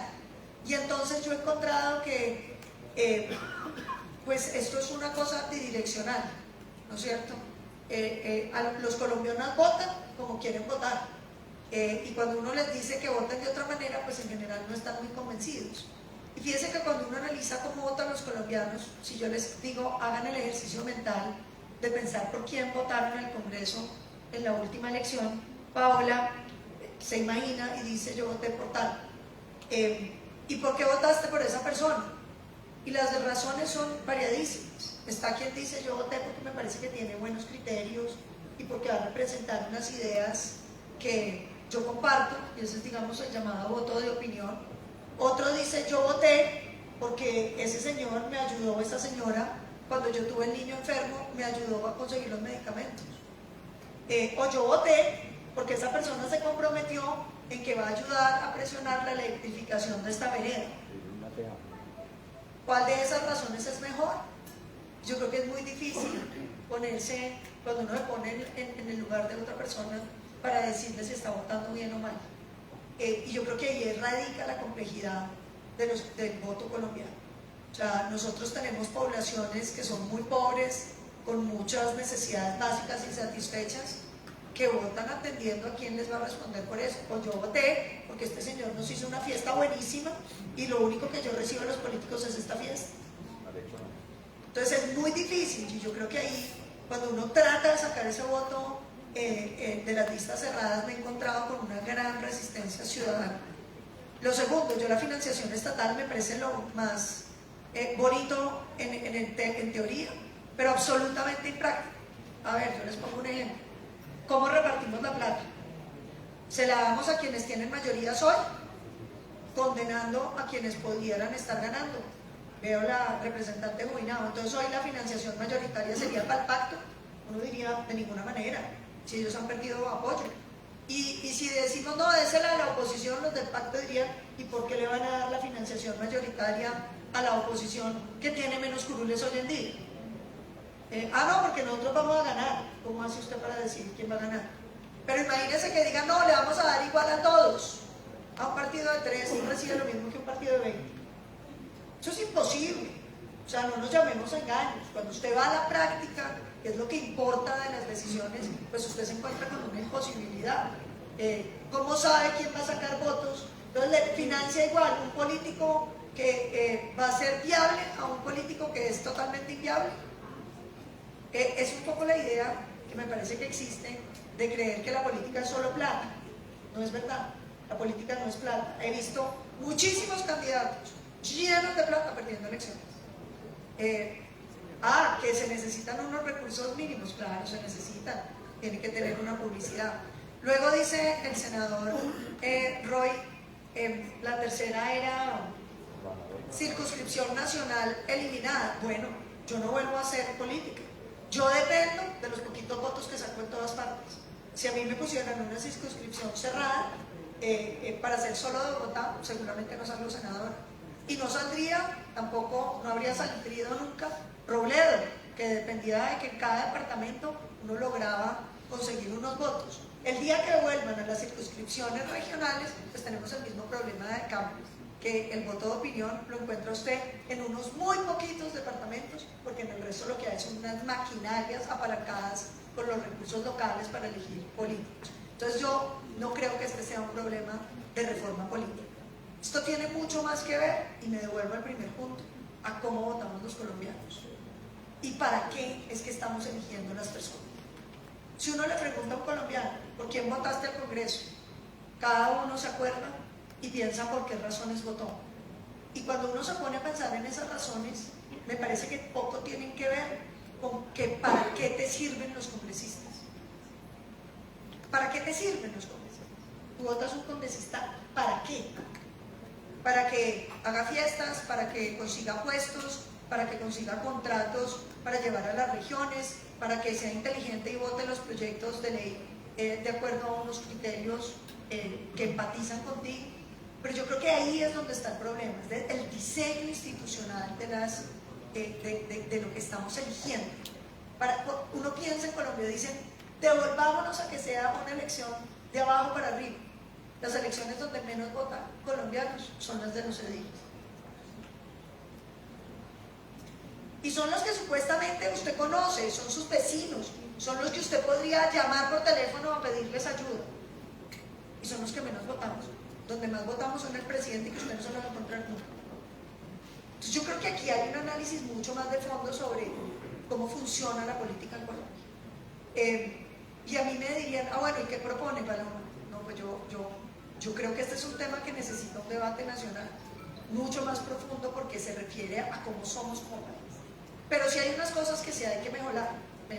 Por ejemplo, ahorita estamos en el escándalo de la elección de los magistrados del Consejo Nacional Electoral, donde notificaron vía correo electrónico sin avisarle a nadie que iban a abrir los procesos y casi ningún partido postuló candidatos. Y uno piensa, ¿en serio esta es como la confianza institucional? Y luego vienen otras alternativas que le dicen a uno, no, entreguémosle a la rama judicial la resolución de los temas políticos. Por Dios bendito, o sea, no se me ocurre nada más loco, porque es que aquí todos tenemos posturas políticas, hasta los jueces. ¿Cómo vamos a decidir que los temas políticos ahora son un asunto judicial? Todo lo contrario, tratemos de separar un poquito las funciones judiciales de las políticas. Todo lo contrario, saquemos las funciones que le quedan a la justicia dentro de la política, que no deberían estarse metiendo allá, porque eso clienteliza, eso corrompe. La política es muy difícil y uno tiene que tratarla de tener encerradita para que haga poquito daño. Entonces, todo lo contrario, eso debe permanecer ahí. Ahora, busquemos mecanismos para que haya garantías en la elección de esos que van a resolver los temas políticos. Yo les cuento una cosa, nosotros presentamos 20.000 solicitudes en las elecciones pasadas. ¿Sabes cuántas nos resolvió el Consejo Nacional Electoral? Ninguna. Solicitudes con pruebas, con documentos, con filmaciones. Sí. Senadora, usted se me está adelantando a otros temas que quiero hablar más adelante, pero como tenemos que despedir al embajador, rápidamente le quiero preguntar a la abogada y columnista Ana Bejarano, pues sobre eso que él decía de una reforma política, pues ya incluso la descarta porque dice que tenía que presentarse al principio del gobierno y que ya no hay ni tiempo ni ambiente, pero de todas formas plantea unas propuestas muy interesantes. Para usted, sí, una lista cerrada, por ejemplo, garantiza representatividad ideológica. No, a mí me parece preocupante que cada vez que hablamos de confianza en las instituciones, bueno, saludo a la auditoría de Cambio, muchas gracias por esta invitación, para poder alcanzar a estar aquí con el precandidato Barreras. Sí, embajador, ¿ya lo podemos llamar precandidato? ¿Ya se puede? Todavía no. Por supuesto. A mí me parece preocupante que cada vez que hablamos de esto, y tanto los formuladores de política pública como a funcionarios oficiales, está entonces la posibilidad, la gran propuesta es hacer una reforma política, reforma que es absolutamente imposible en este gobierno y creo que en mucho tiempo porque no hay ahorita consensos suficientes y tampoco hay deseos de hacer una política pública electoral que realmente refleje las preocupaciones y las tensiones que estamos teniendo ahorita en las elecciones. Yo creo que no podemos, como siempre, igual siempre lo hacemos aquí en Colombia. ¿Cómo hacemos este problema? Una ley. ¿Cómo solucionamos este problema? Una ley. Honestamente no creo que sea una forma de resolver el tema. Hay puntos esenciales y digamos muy quirúrgicos que uno podría hacer a la ley electoral en Colombia que tal vez tendrían efectos positivos, pero yo creo que realmente el gran quiebre, y de pronto pasamos ahora a ese tema, Paola, sobre el tema que nos convocó inicialmente Cambio, es la distancia tan enorme que existe en la población, un poco lo mencionaba la senadora Valencia, que existe entre el acto de ir a votar y la relación que tiene la gente con el Estado. Entonces, hay 8 mundos entre esos dos manifestaciones ciudadanas. Y las hay y ese es un problema que creo que tiene presencia en todas las clases, en todos los géneros, digamos, creo que pasa mucho que el acto de ir a votar, elegir a alguien, tiene un universo imaginario para la persona que lo hace, pero después su relación con el Estado es completamente otra. Entonces por eso puede pasar eso de la gente que, y digámoslo aquí abiertamente, digamos, con todo respeto a la gente que trabaja en la institucionalidad electoral que está presente, nosotros tenemos un sistema electoral que más de la mitad es un sistema absolutamente mercantil, es un sistema que no es un sistema libre, es un sistema que está, la MOE ha dicho y ha variado mucho en las diferentes mediciones que ha hecho, pero pues si tenemos, no sé, una elección en la que se compran el 60% de los votos, ¿de qué estamos hablando? Porque seguimos haciendo foros sobre reformas políticas. Si este es un problema de corrupción, ya no, sí. Entonces, yo creo que es una forma, y yo sé que el embajador Vargas no lo hace así, le agradezco mucho que lea los Danieles, pero creo que es una forma de salirse un poco también del debate. El problema no es las leyes electorales, el problema es la cantidad de políticos que compran votos y que salen impunes en este país, elección tras elección. El problema es la cantidad de plata sucia que entra en las campañas presidenciales, todas, sin importar el color político.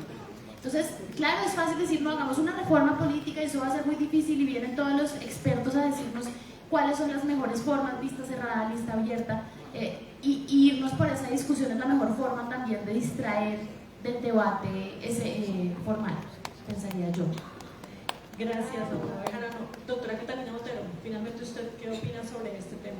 Quisiera dar su perspectiva sobre esta reforma política que plantea el embajador Roy Barreras. Pues rápidamente, para que el embajador pueda retirarse contra las responsabilidades y para que podamos entrar al tema que nos convoca, que es el tema de la confianza. Yo creo que los tres tienen un poco de razón. Yo sí creo, como el embajador, que hace falta una reforma política. Una reforma a los partidos políticos, por ejemplo, para desincentivar lo que existe hoy, que son esas microempresas electorales. Estoy totalmente de acuerdo con eso. Creo que hay que fortalecer los partidos políticos, pero por ejemplo creo que hay que reformar el Consejo Nacional Electoral. Y creo que hay que sacar las funciones electorales de la sección del Consejo de Estado, y creo que debe existir un tribunal electoral que resuelva los problemas de la política que pueden ser resueltos jurídicamente, porque hay otros que no, y en eso también estoy de acuerdo con la senadora Paloma. Pero también es un problema de cultura política, y en eso estoy totalmente de acuerdo. Y creo que lo que mencionó la senadora y la periodista, abogada Ana Bejarano, creo que el problema fundamental es que no hay rendición de cuentas, que no hay una práctica de rendición de cuentas, y ahí es donde se rompe el vínculo entre el elector y el elegido. O sea, la democracia representativa exige un componente de rendición de cuentas que en Colombia no existe. Y todo el constitucionalismo transformador, digamos, el constitucionalismo más militante de los últimos años, que intenta afrontar al populismo autoritario, lo que busca es reforzar estas formas de rendición de cuentas y mayor participación política, porque ustedes tienen toda la razón. Hay un problema serio de cultura política. Y por supuesto, Ana también tiene razón, hay un problema de corrupción. Y yo creo que las tres cosas son ciertas, y yo creo que las tres cosas se pueden afrontar al tiempo. Pero para eso necesitamos sentarnos y ponernos de acuerdo. Y para eso hay que bajarle a este nivel de rabia y de odio que hace imposible que podamos conversar. Sí, justamente, embajador, volvemos al punto inicial, y es ese temor que existe, o esa falta de confianza que existe en la ciudadanía por estos puntos que mencionaban nuestras invitadas de la presunta corrupción y del fraude electoral, de todos esos delitos electorales que ya también se mencionaban en el panel anterior. Y decía justamente el senador Ariel Ávila que, por ejemplo, en las elecciones pasadas se desaparecieron 1 millón de votos y que no pasó nada. Y esto es porque pues no hubo un proceso de auditoría, o por lo menos no conocimos qué pasó con ese proceso de auditoría, y pues también digamos que hubo muchos cuestionamientos. ¿Usted cree que en este proceso que viene en 2026 existe el riesgo de que eso se pueda repetir? Y además, quiero sumar ahí otra pregunta: ¿cómo garantizar esa transparencia? ¿Cómo garantizar que salga bien que salgan bien todos estos procesos en medio de los señalamientos que hace el mismo presidente Gustavo Petro a quienes pues tienen estos contratos para hacer las auditorías, el software para hacer los conteos y demás. No quiero mencionar a la empresa, pero todos sabemos que el presidente siempre ha nombrado a una empresa en particular que pues en muchos años ha manejado todos estos procesos electorales en el país, y él mismo está generando que la gente desconfíe. ¿Cómo lograr ese equilibrio? Bueno, gracias, por el tiempo. Yo podría suscribir totalmente las palabras de la profesora y constitucionalista Catalina Botero, que lo ha expuesto mucho mejor que yo, pero solamente quiero responder con algunas rápidas afirmaciones. La doctora Ana Bejarano, que es abogada y además periodista, sabe mejor que quienes no somos abogados que la posibilidad de que las sociedades vivan en paz, sin violencia, sin matarse unos a otros por el territorio, por la comida, por el hambre, por las crías, desde los inicios de la civilización, es la existencia del Estado de Derecho. Por eso los abogados le dedican su vida a la construcción institucional. Minimizar la necesidad de construir instituciones que den garantías y legitimidad, por supuesto, no es compatible con esa visión de la necesidad del Estado de Derecho. Y por supuesto que hay que mejorar permanentemente las instituciones, y las instituciones electorales hay que mejorarlas. Las ha visionado Catalina mucho mejor que yo, en la medida en que recuerda lo que ya dijo la misión de observación electoral en su momento y la misión electoral derivada del Acuerdo de Paz, la necesidad de cambiar la autoridad electoral por un tribunal electoral autónomo, independiente, y la discusión con el Consejo de Estado de la Sala Quinta. Claro que hay que reformar las instituciones, y por supuesto que estas instituciones mal diseñadas son las que generan y empeoran la cultura de corrupción. Claro que se compran votos, pero yo no estaría de acuerdo en decir que son los funcionarios o las instituciones electorales que están presentes en este foro, porque el que compra y el vende el voto son ciudadanos. Uno que es un clientelista que aprovecha el hambre de la gente y que hace, como bien decía la senadora Paloma, un trato clientelar, que porque le ayudó con la medicina para la hija, o porque le ayudó con la hoja de vida para el sobrino, o porque le dio unas tejas, unos ladrillos, o le electrificó la cuadra, en el mejor de los casos. Esa es una relación de clientela, no es una relación de Estado, de institucionalidad, no es una relación ideológica. No estamos inventando nada extraño, como no lo estamos inventando con las circunscripciones uninominales. Por supuesto, aquí en el Reino Unido, en los Estados Unidos, en Francia, se eligen los representantes del pueblo en unas circunscripciones donde los ciudadanos pueden llamarlos a rendir cuentas. Y no es cierto que haya votos de opinión solamente en Bogotá o en unos pocos barrios de las élites. No, en cada colombiano hay votos de opinión. La mejor prueba es que el resultado presidencial es un resultado liberado en gran medida de las maquinarias. La expresión más clientelar es en la elección corporativa, pero la elección presidencial es la más libre posible. En la elección anterior votaron dos candidatos que finalmente llegaron a la segunda vuelta, que pueden tener, por supuesto, todas las discusiones que se quieran, pero los dos eran candidatos, fíjense ustedes, que no tenían casi respaldo de ningún partido elegido, ni de estructuras, ni de alcaldes, ni de gobernadores, ni de funcionarios.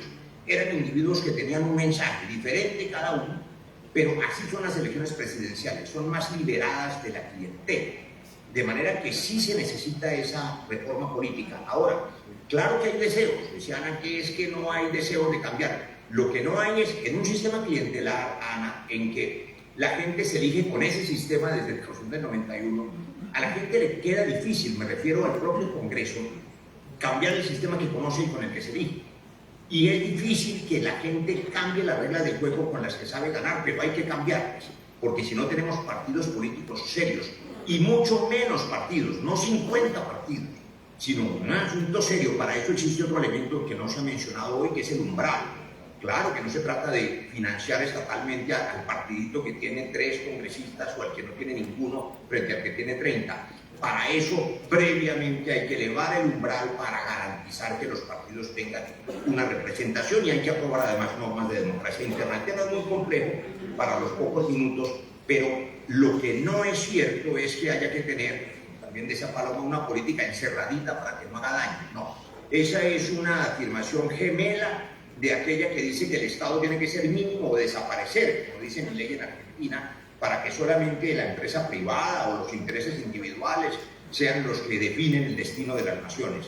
No, al contrario, la política hay que profundizarla, generalizarla, limpiarla, y hay que garantizar que la cultura clientelar desaparezca para que el ciudadano no tenga que vender su voto, sino que sea capaz de votar libremente por quien le parezca mejor. Y eso se hace cuando se le presentan listas cerradas con significado ideológico, fruto de una democracia interna, y hay miles de mecanismos que están inventados para garantizar esa democracia interna, pero que el ciudadano vote por las ideas que le significan un mejor futuro y no por el que le compró la teja ni porque le dio 50.000 pesos ese día, que es lo que ocurre. Problemas de cultura política, problemas institucionales, y apostarle cada vez más a un voto libre, un voto de opinión, y ojalá, y termino con esto, una cosa que es casi virtualmente imposible en la democracia hoy del siglo XXI, que el voto fuera racional. Hoy el voto es emocional. Así fue en los Estados Unidos, así se eligió Donald Trump. Ustedes escucharon, por ejemplo, en esa campaña de manera increíble e insólita, que el entonces candidato decía: a mí no me importa, yo puedo dispararle a alguien en la Quinta Avenida, igual van a votar por mí. Y lo eligieron. Quiero decir que cuando se apela al miedo, decía Humberto de la Calle, que mucha falta hace en el Senado y que tiene una voz tan preclara, hace poco en alguna entrevista, que lo que más le preocupa es el renacimiento del miedo y del odio. Si eliminamos el odio y la gente deja de votar con el hígado y vota más con la razón, pensando en lo mejor para Colombia, entonces tendremos una cultura política mucho más sana. Habrá mucho más que hacer y mucho más que decir, pero no quiero abusar del tiempo. Sí, pero es que, embajador, usted me está hablando del proceso preelectoral, pero yo le pregunté fue por la etapa del escrutinio y de todos estos cuestionamientos que hay después. Pero yo le digo, Paola, no es cierto, por ejemplo, que se hayan desaparecido 1 millón de votos. Podemos debatir eso con el senador Ariel Ávila, que es un hombre estudioso, pero nosotros tenemos la experiencia y ustedes lo informaron en los medios de comunicación. Se había desaparecido cerca de 500.000 de votos que aparecieron gracias a la auditoría y gracias a la seriedad del trabajo que se hizo primero en los partidos y luego frente a los escrutadores y frente a la Procuraduría y frente a los jueces. El sistema de escrutinio en Colombia funciona. Podría darle muchos ejemplos. Usted mencionó determinada empresa privada. No importa cómo se llame esa empresa. Lo cierto es que con esa empresa y con esas instituciones y con esas procuradurías y con esos jueces, con todos los que participan en el proceso electoral, públicos y privados, con esas mismas instituciones ganó Santos, perdió Santos, perdimos el plebiscito, ganó Iván Duque, luego ganó Gustavo Petro. Es decir, las instituciones hay que mejorarlas, pero funcionan. Mi mensaje es el mismo del Contralor, del Procurador y el Registrador hoy.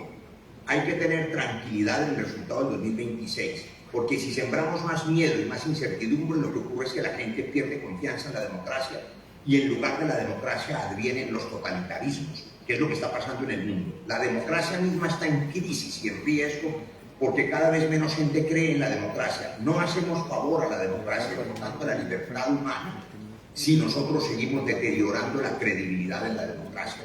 Propongamos soluciones y ejecutémoslas, porque hay que hacer lo que hay que hacer para mejorar la democracia. Pues, embajador Roy Barreras, muchísimas gracias por haber estado con nosotros hoy acá y le damos muchas gracias a ustedes por su tiempo, por su paciencia. Gracias por Senadora Paloma Valencia, en relación con eso que decía el embajador Roy Barreras, ¿usted también cree que hay autonomía e independencia de los órganos electorales en el país para garantizar pues, esa transparencia que se necesita en los próximos procesos electorales? Con 30 los que se vienen. Yo creo que en Colombia hay fraude, pero no es significativo. Es decir, claro que usted encuentra una mesa donde hicieron trampa y encuentra unos testigos electorales que hicieron allí alguna cosa. Yo creo que fundamentalmente el sistema funciona. El problema es que no solamente tiene que funcionar, sino que tiene que aparentar que funciona también. ¿Sí? No es solamente que nos dé confianza a quienes estamos adentro, sino a los que estamos afuera. Porque lo que pasa hoy es que se viraliza un video de un fraude en un sitio y todo el mundo siente se robaron todas las elecciones. Y yo creo que eso tiene mecanismos que son muy simples. Todo el mundo tiene celulares. Debería tener transmisión y video grabado de todo el proceso electoral, de la manera como escriben cada uno de los formularios, para que todo el mundo cuando tenga tiempo pueda sentarse y mirar. Porque lo que sí termina siendo muy complicado es, ante una ciudadanía que dice, se están robando las elecciones en tal municipio y manda los videos, y luego no hay nada que hacer. Y entonces queda el sentimiento, se la robaron, y si se la robaron ahí, quién sabe en dónde más se la robaron. Entonces yo creo que esto tiene soluciones muy fáciles. Usted debería tener video oficial de cómo se escribe cada cosa, de todo lo que es copia inmediata de todos los formularios, que todo el mundo los pueda bajar, el ciudadano. Ahí hay una pregunta que yo todavía no termino de responderme, y es si uno no debiera poder controlar su voto. Entonces el voto es secreto, claro, porque es que si no, aquí nuestro sistema clientelar termina diciendo, usted no votó por mí, entonces pierde el puesto. Pero lo lógico es que uno pudiera controlar el voto de uno. Entonces uno mira y dice, si mi voto aparece ahí, ya aparece así, y aquí está mi voto y yo puedo ver. De manera que yo sé que mi voto quedó contabilizado como yo lo hice. Y si cada colombiano puede controlar su voto, pues estaríamos del otro lado. Tiene el otro lado complicadísimo de que entonces usted no votó por aquel, entonces aquel le quita el puesto, le quita el contrato, les pide la hija, bueno, todo lo que ya tenemos. Y lo otro que yo diría es, si usted lograra tener videos oficiales, lograra que todo el que esté ahí pueda filmar, ¿no? Porque es que se prohíbe el uso del celular. ¿Por qué? Deje que filme, que todo el mundo pueda filmar, que están anotando los votos en los formularios, que todo el mundo pueda filmar, el del Pacto, el del Partido Liberal, el del Conservador, todo el mundo. Y entonces esa información, cuando es pública y cuando el ciudadano mismo siente que él puede cuidar sus elecciones, pues uno avanza mucho. Porque yo creo que el sistema fundamentalmente funciona, pero también fundamentalmente nadie le cree. Todas las elecciones, lo que uno recibe es, se van a robar las elecciones. Uno va a todas las reuniones políticas y arrancan, ¿qué van a hacer para que no nos roben las elecciones? Es la primera pregunta en todas las reuniones. Y yo creo que ese sí es un sentimiento terrible para un país. O sea, sentir que si uno no está ahí, se le van a robar las elecciones. Hay que abrirle la puerta al ciudadano para que esté ahí, para que efectivamente pueda filmar, tomar fotos, grabar, documentar, sin tocar nada, pero que puedan estar. Yo creo que eso es muy importante. Por ejemplo, los testigos electorales. Los testigos electorales en general son funcionarios públicos, no debiera ser. Debieran ser todos los ciudadanos, que todo el mundo pueda participar, que esto sea, que el proceso de escrutinio sea auditado por todos los ojos que quieran auditar. Creo que esa sería la manera donde le volvemos a ganar legitimidad. Y yo diría, yo también me tengo que ir infortunadamente, que la gran pregunta que nos tenemos que hacer los colombianos es ¿cómo debería votar un colombiano? ¿Cómo debería votar? Un colombiano debería votar pues sin hambre. Un colombiano debería poder votar sin sentir que su trabajo depende del voto. ¿Qué dolor le da a uno ver en ciertos departamentos de Colombia donde a todos los contratistas les toca traer listas de 20, 40, 50 personas con cédula, mesa de votación y garantizar el voto para que el contrato se lo remueva? Esas son las cosas. Entonces para eso inventamos el sistema de carrera administrativa. Y entonces el sistema de carrera administrativa se le vuelve a usted un sistema que, como los funcionarios no tienen control, pues entonces a veces hacen cosas, muchos sí, otros no, y eso se vuelve también otra clientela de otro tipo de los políticos ya más largo plazo. Yo creo que aquí nos toca sentarnos a mirar realmente cómo uno estimula un voto, y eso tiene que ver con para qué usted elige la persona. ¿Sí? ¿Para qué le sirve a usted elegir un congresista? Y yo estoy de acuerdo, las elecciones a la presidencia son las más libres de todas. Los ciudadanos sí saben para qué eligen un presidente. No saben para qué eligen un congresista. Y definitivamente no saben para qué uno elige un edil. Y por eso no les importa. ¿Sí? Si ustedes se fijan, además es muy interesante, en las votaciones a edil, que son las que menos votamos, hay más votos por los logos de los partidos. Porque como la gente no sabe, pues vota por el partido que lo representa. Pero si usted les dice, vamos a quitarles la posibilidad de que usted escoja el congresista que quiere, la gente se ofende mucho. A mí me tocó ese recorrido, yo había apoyado el voto, las listas cerradas, y la gente bravísima, me reclamaba en todas partes, pero bravísima. Y yo les decía, pero este partido se creó con una lista cerrada, de ninguna manera. ¿Cómo nos van a imponer candidatos que nosotros no queramos? Entonces yo sí creo que aquí hay que sentarse, no a pensar simplemente el tema de la corrupción, que es evidente, sino el otro lado de la corrupción, y es por qué el ciudadano vende el voto, que es una pregunta muy difícil. ¿Por qué los colombianos escogemos que la gente más corrupta nos represente? Es una cosa rarísima y que yo creo que merece que los colombianos la pensemos. Yo les agradezco muchísimo, me da una pena horrible irme, pero tengo otros compromisos, Paola. Gracias.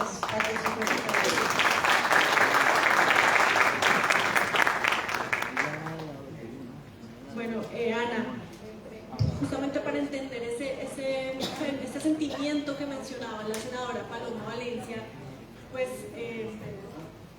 hay que también pensar en cómo combatir la desinformación, porque es justamente la desinformación la que hace que también pues los ciudadanos sientan tanto nerviosismo a la hora de enfrentar estos procesos electorales.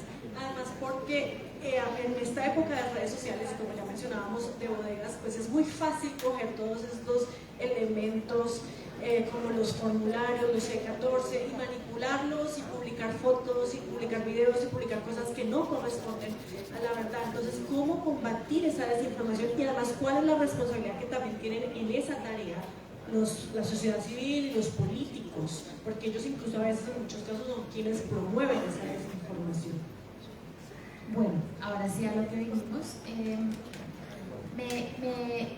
Escuchaba recientemente hoy al director saliente de la JEP, Jonathan Bock, decir que las elecciones que vienen serán las elecciones donde habrá más desinformación en la historia de Colombia, siendo un fenómeno que existe, por supuesto, antes del internet y de todas las cosas. Esa es una realidad que tenemos que aceptar y es, digamos, tiene diferentes aristas o factores y quiero hablar de algunos de ellos, a ver si maestra Catalina Botero está de acuerdo o no. La primera de ellas es pues la instalación de, y cuando uno dice esto como que uno dice, antes creo que la gente le decía un poquito más y se chifló, creo que ya no tanto, pues del neofascismo tecnológico que está instalándose en el mundo. Porque no estamos queriendo darnos cuenta, tal vez, o es muy difícil darse cuenta porque ya nos permea tanto la tecnología y las plataformas de lo que está pasando. Pero lo que está pasando realmente es que tenemos las empresas más poderosas que han existido en la historia de la humanidad, del capitalismo y de la historia de las empresas en el mundo, con la menor cantidad de reglas. Y si antes tenían reglas con todos los pequeños esfuerzos que hizo el Congreso gringo, la Unión Europea, para decir, venga, vamos a llamar al señor Zuckerberg a rendir cuentas, el señor se paraba que lo regañaran, ya esa máscara de esa hipocresía se cayó. Ya no va a haber más interés en tener esas conversaciones y eso va a tener un efecto directo, ya lo está teniendo, en la plaza pública digital, que es hoy en día la expresión más vigorosa de la plaza pública. Y eso lo estamos viendo ya con X, la plataforma, no sé si ustedes la usan, pero es una plataforma que ha cambiado mucho.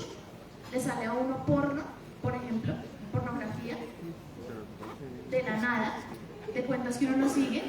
Es imposible que no le salga a uno el señor Musk, imposible.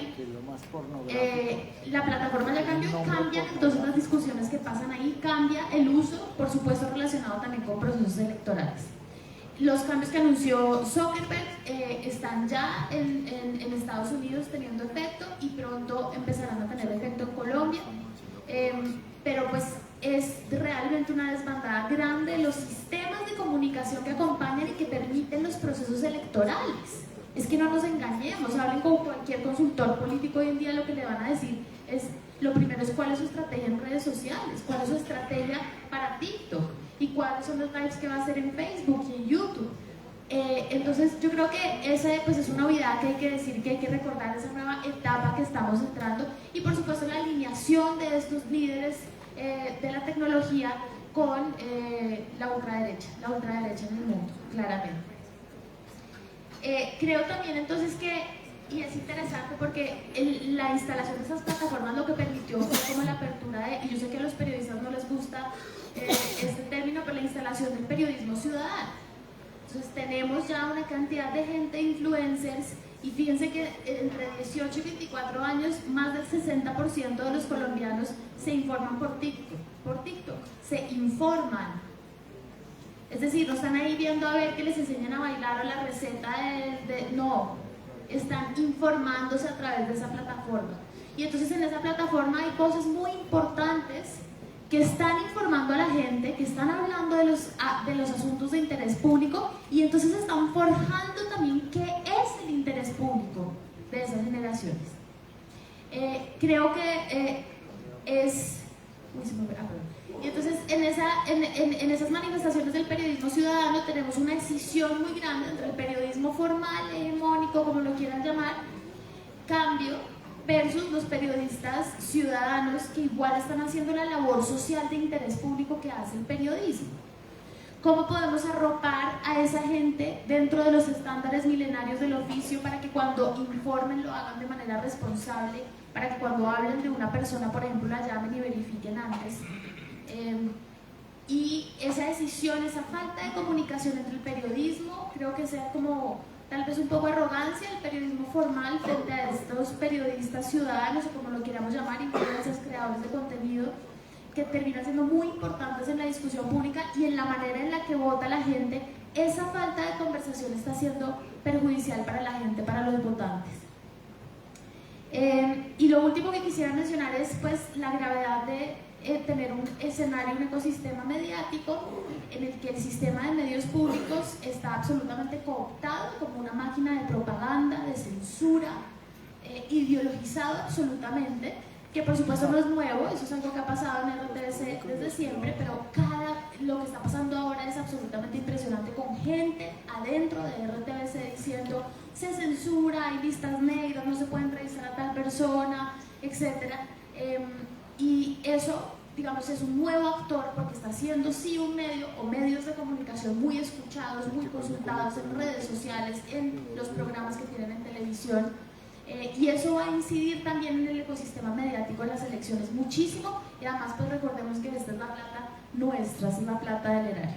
Y pues obviamente lo que decíamos ahora, que lástima que se fue el embajador Barreras, porque si pudiera llevarle el mensaje al presidente de que quien intoxica el escenario electoral también es él, amenazando y siendo agresivo contra los periodistas y planteando contra cualquier persona con la que él no esté de acuerdo. Ahora le fascinó decirle a todo el mundo nazi, ya que a uno que Petro le diga a uno nazi ya no significa nada, porque vayan y fíjense la lista tan disímil y variopinta de personas que según el presidente son nazis.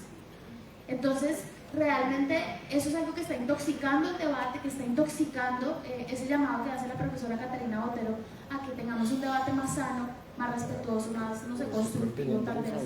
Eso quería decir yo inicialmente. Sí, sobre ese tema del papel de los medios de comunicación, doctora Catalina Botero, justamente en el anterior panel se mencionaban unos estándares para las elecciones, para que haya elecciones democráticas, y uno de esos estándares es la transparencia y el acceso a la información. ¿Usted cómo cree que Colombia está garantizando que se cumpla ese estándar?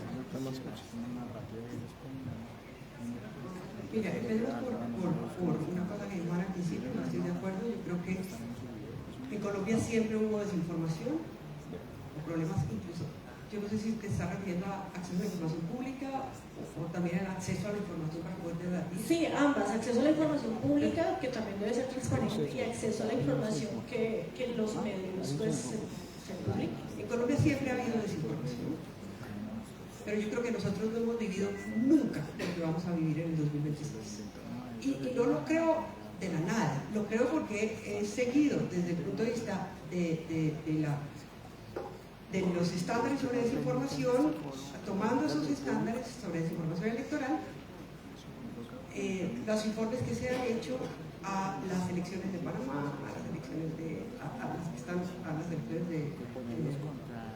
Ecuador, a las elecciones de México, por supuesto a lo de Brasil todo el mundo lo conoce. Entonces nosotros nos vamos a enfrentar a un fenómeno que no nos imaginamos, porque hay mucha gente con mucha plata interesada en posicionar una narrativa y tienen los instrumentos para crear esa narrativa, amplificarla, pero sobre todo microsegmentarla para que llegue precisamente al sector al cual tienen que convencer, por ejemplo, de que las autoridades electorales son corruptas, lo cual es falso. O sea, hay 3 autoridades electorales en Colombia, son distintas, tienen una legitimidad distinta. Yo creo que hay que reformar el Consejo Nacional Electoral, no por quienes están ahí, sino porque me parece que el sistema no le da legitimidad de origen, pero yo creo que la registraduría en realidad es una institución sólida. O sea, el problema de la fraude electoral se produce por fuera de los canales institucionales de la registraduría. Es cierto que en la última elección presidencial hubo un problema serio con 500.000 de votos. Y también es cierto que la veeduría ciudadana llamó a la atención de las instituciones y se recuperaron esos votos. Es decir, en Colombia la institucionalidad electoral funciona. Pero lo que decía Paloma es cierto, uno llega a un sitio y le dicen, no, ¿y qué vamos a hacer para que no se roben las elecciones? ¿Quién se va a robar las elecciones? Entonces ya comenzó una campaña, como la de cuidado que se nos están metiendo al conjunto de al lado, pero no con la misma frase, el mismo texto que utilizaron cuando hicieron esa campaña totalmente rudimentaria. Ahora es absolutamente sofisticada. Y esas formas de desinformación violan por lo menos 2 cosas: la libertad del elector y la integridad electoral. Ya violan el derecho de las personas a seleccionar su preferencia política de conformidad con su propio interés, y violan toda la integridad. ¿Y por qué el objetivo son las autoridades electorales hoy y no eran antes? Porque hoy es políticamente rentable decir que se van a robar las elecciones. Eso no pasaba antes, digamos, pasaba pero con mucha menos intensidad. Las campañas de desinformación eran respecto de los candidatos, pero no respecto a las autoridades electorales. Entonces, si tú me preguntas si la gente hoy tiene acceso a la información, yo te diría que no. Y creo que hay que hacer 3 cosas para tratar de contrarrestar lo que se nos viene, que es duro. Lo primero es que creo que las autoridades electorales, y particularmente la registraduría y ojalá el Consejo Nacional Electoral, tienen que hacer unas alianzas con creadores de contenido y medios de comunicación para difundir información veraz, información fidedigna, información que se puede confirmar, para que el público pueda acceder a través de mensajería directa como WhatsApp o Signal o a través de las redes. Eso es una cosa. Lo segundo es que creo que los medios sí deberían hacer alianzas por la integridad electoral. Hay medios que no van a cumplir, sí es cierto. Hay medios que hacen propaganda política, sí, es verdad eso. Pero hay otros que tienen inclinaciones políticas, pero que entienden que hay ciertos principios éticos del periodismo que suponen que hay cierta información que hay que difundirle al público. Bueno, ahí debería haber una alianza, y yo creo que debería haber una alianza entre los partidos políticos.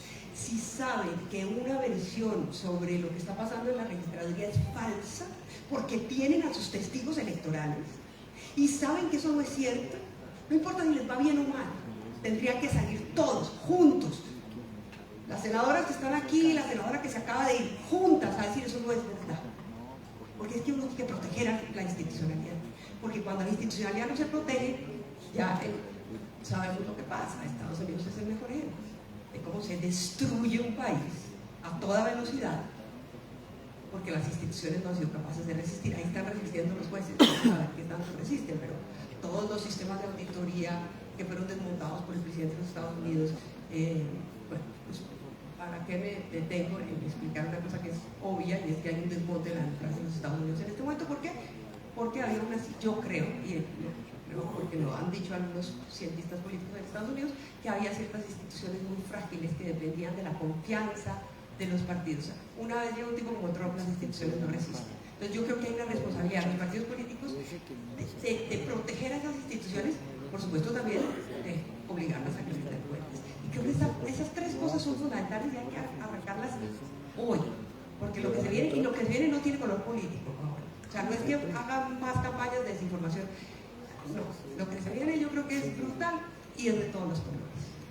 Yo quiero preguntarle una cosa a Catalina, porque pareciera a veces que el discurso, y creo que no es algo que le pasa solo a Petro, sino que viene también desde Iván Duque, que ya se está vendiendo en Colombia un discurso que duda de la institucionalidad. Por ejemplo, ahora el discurso es pues, de que no sirve la institucionalidad si 60 millones de colombianos, el 60% de los colombianos siguen estando viviendo por debajo de las líneas de la pobreza. Como un demérito de estas instituciones también son una fachada para que la gente viva de una forma y actúe de una forma, pero eso no está mejorando la vida de nadie. ¿Cómo hacer para vencer ese? Me siento desesperanzada frente a ese argumento en Colombia, porque la verdad es que pues a veces tienen razón. ¿Cuánto tiempo tenemos? Creo que nos quedan 40 Hay un desencanto democrático que tiene un origen real. Hay un desencanto democrático que es cierto, que tiene un origen real. La gente está harta y patea el tablero. Y por eso elige a Milei o a los que sean. De cualquier origen político. Eso es verdad. Nunca en la historia conocida de la humanidad las personas tenían, o sea, más personas han tenido más derechos que durante los regímenes del constitucionalismo democrático. Nunca en toda la historia conocida de la humanidad más personas en más países del mundo han tenido acceso a más derechos, e incluyo derechos sociales por los mujeres. Ahora, ¿es insuficiente? Sí. ¿La democracia hizo unas promesas que incumplió? Sí. Solo se puede realizar a través de la democracia. ¿Cómo explicarle esto a una persona del común? Yo creo que es el ejercicio que tenemos que hacer con los creadores de contenidos. En casos concretos, la gente hoy se está dando cuenta, gente que apoyaba a Bukele, hoy cuando le mandaron a los venezolanos a esos lugares brutales, en donde no tienen derecho a un abogado, en donde nadie sabe si están o no recluidos en la cárcel, hoy esos venezolanos que apoyaban a Bukele en el sur de la Florida, hoy están diciendo esas cárceles son centros de tortura. ¿Por qué? Porque lo sienten. O sea que hay que contarle a la gente por qué la democracia funciona con ejemplos concretos y por qué solo puede mejorar su calidad de vida a través del sistema democrático. No hay otra forma. Pues bien, desafortunadamente se nos acabó el tiempo, pero les agradecemos muchísimo, doctora Catalina.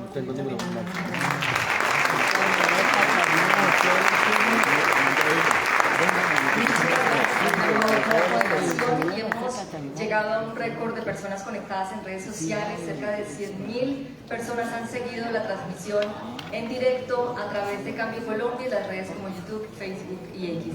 Vamos a continuar y los invitamos para que nos acompañen en este último espacio que hemos denominado Pacto por la Transparencia Electoral en 2026 y se centrará en la necesidad de establecer acuerdos o pactos nacionales precisamente para garantizar la